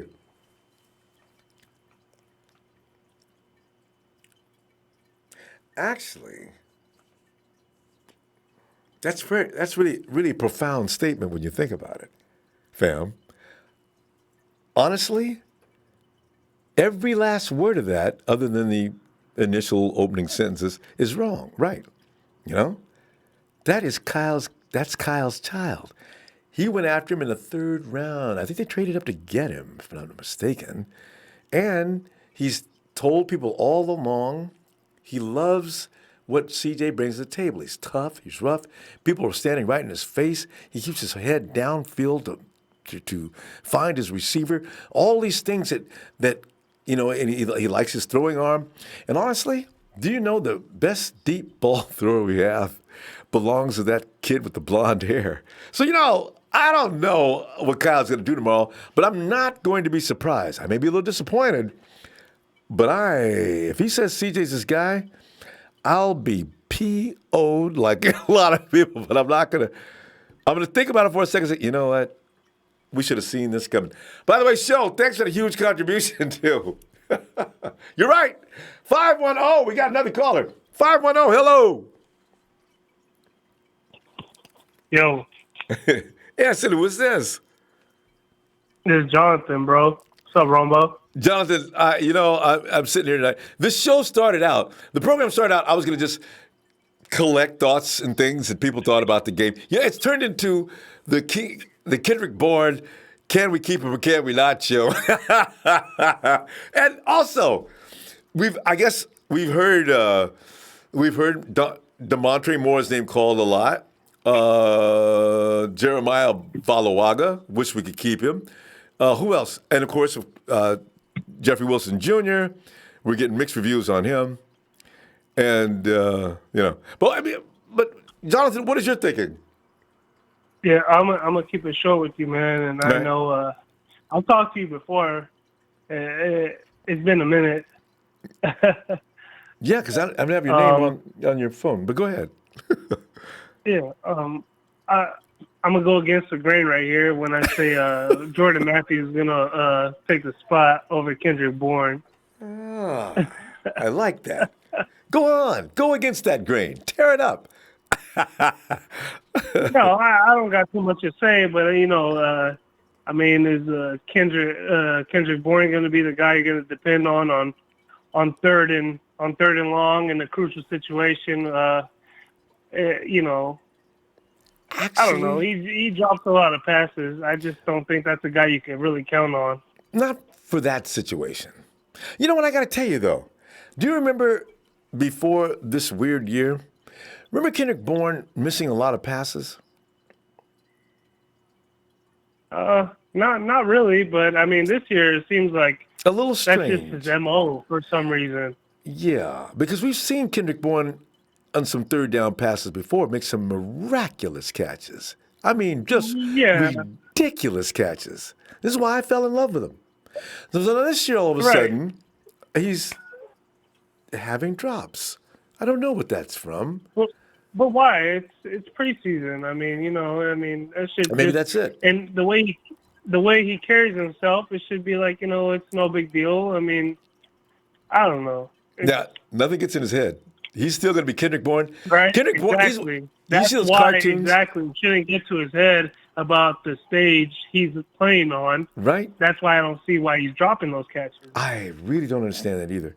A lack of focus for a split second, because I know he's not full of himself to the point where he thinks he can just do that. No. I mean, yeah. So I don't know what's going on with that. It's strange. It's weird. Anyway, I was bummed about Jerry McKinnon and him having to go on IR. It's a bummer. We all wanted to see what he could do. Last year, I wasn't too big on Matt Breida because his injury prone, him being injury prone, and I got a lot of people on the chat hating on me, saying that I was talking stupid and I didn't know what I was talking about. But as the season went on, no matter what you say, it's like, yeah.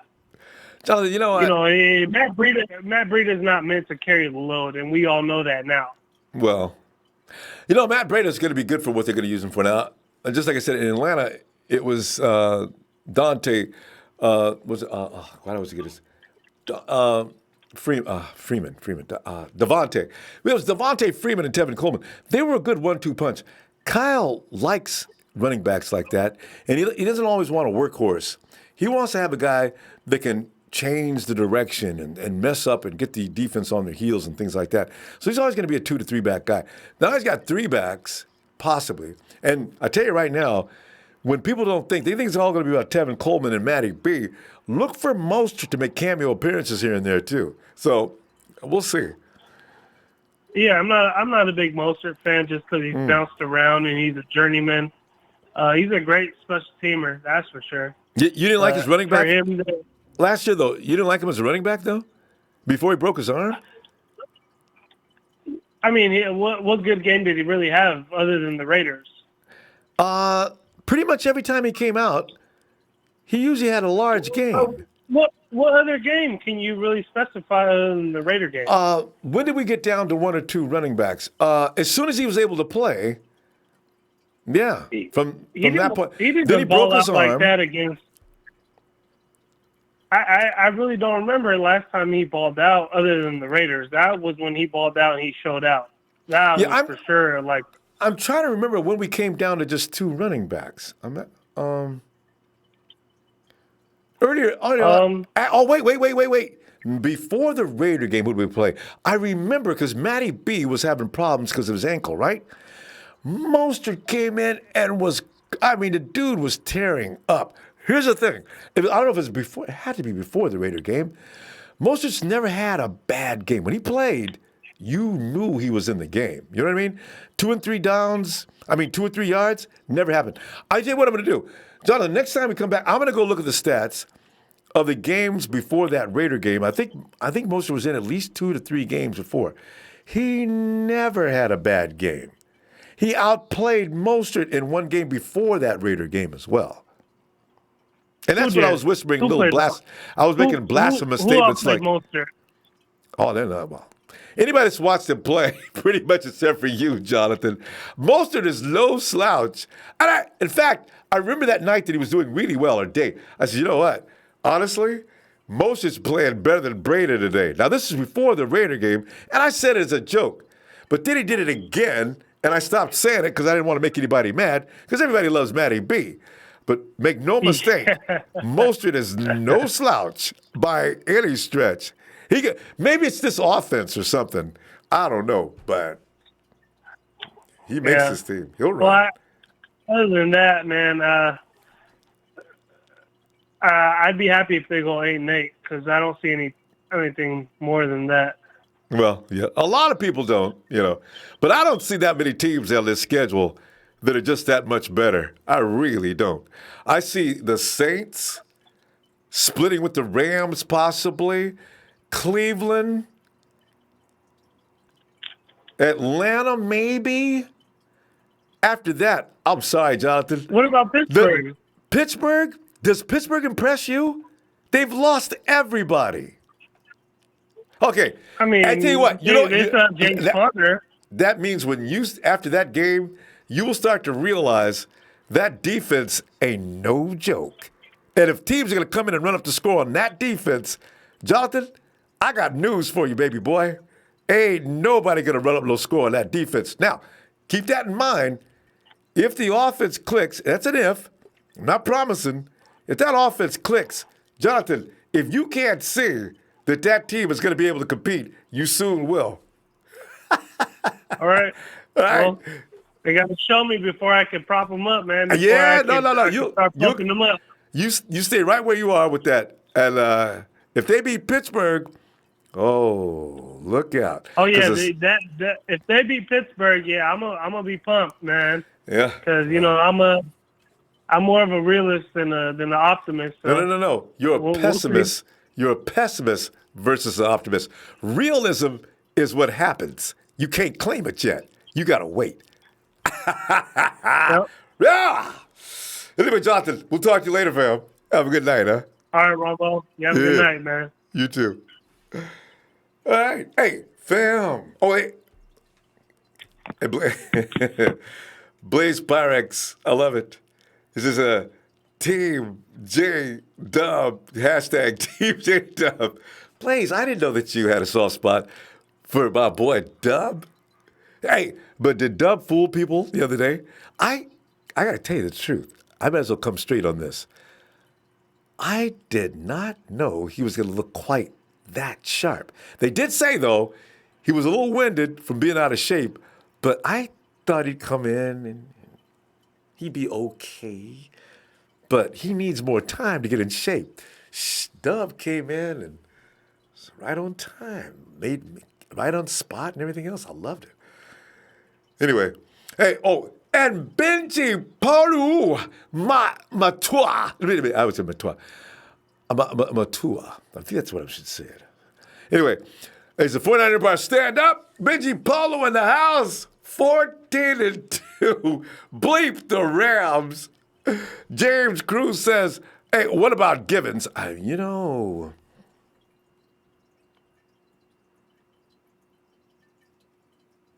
He's definitely on the practice squad. I don't know if they can put him on the 53 because we're just overflowing.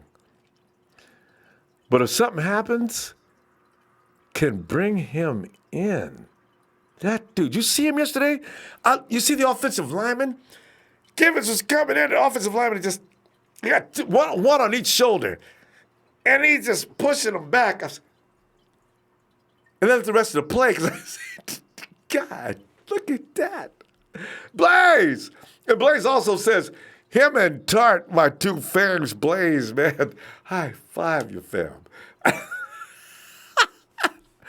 Tart's got some things he's got to get better, because most of what he does is good. You only see him mess up on occasion, and the camera always pans on that. But that's what we got to stop doing. We got to notice, if you only see something bad from a player now and then, that most likely means, for the most part, they ain't messing up. And also Jay Tad says, the schedule makers went easy on us. 5 of our 69 division games are at home, including Pittsburgh, Green Bay, Cleveland, Carolina. Kind of true. The Steelers are being given too much credit, though. You can't lose what they've lost and still remain the Steelers. Although I did see TJ and they got this dude next to him. Their defense is still pretty stout. So I give it to you that, Jonathan. They're not going to be easy by any stretch. But I don't see the 49ers being easy anymore either. Last year and the year before, they were easy. This year, not so much. Mr. Block Guy says, far as the passing and our wide receivers, long as we got the hands, speed kills. We got plenty of that. Yeah, they do.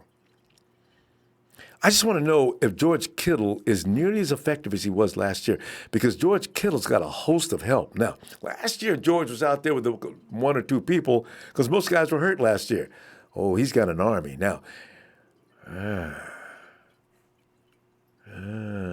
let's see. All right. Fam, I'm going to go and dream about me waking up and getting to the monitor after lunch. Oh, God! I'm going to give it to you. I thought you would come on! Oh, you made it! Or, oh, man, I knew it. I didn't want to know it. They were right. Like Russo said. I mean, Jordan's got a contract where they pay him his little $300,000. And then from that, they play, 1 week at a time. If you get hurt, Jordan, we're going to say goodbye. And also, only 5 guys are going to dress out. Hey, fam, only 5 guys are going to dress out. Now, Trent, Jordan, Trent, wait, what did I say? Oh, Trent, Jalen are not going to be able to play. Oh. Trent and Jalen are not going to be played. Could be a couple of weeks, could be 3 weeks, I don't know. 5 guys need to play. Shanahan's not going to trust. Shanahan's not going to trust Jordan Matthews over Kendrick. So the 5 guys that are going to start the season And he's not going to want to play Debo any more than he has to right now. Debo get his snaps. I don't mean it like that. I mean, he wants to get Debo all the way up to speed, right? So you're starting 5 next week.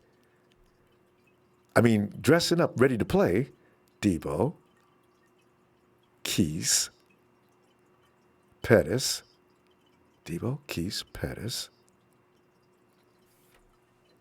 Richie James, and Kendrick.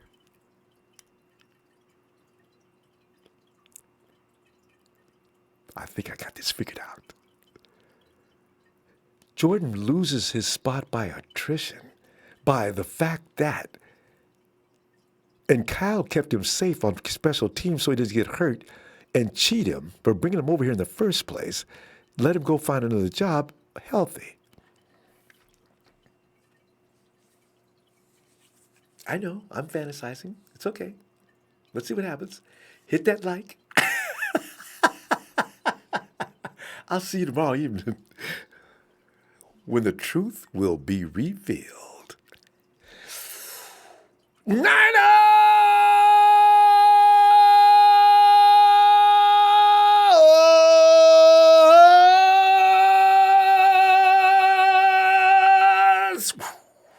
Got this figured out. Night, Lisa.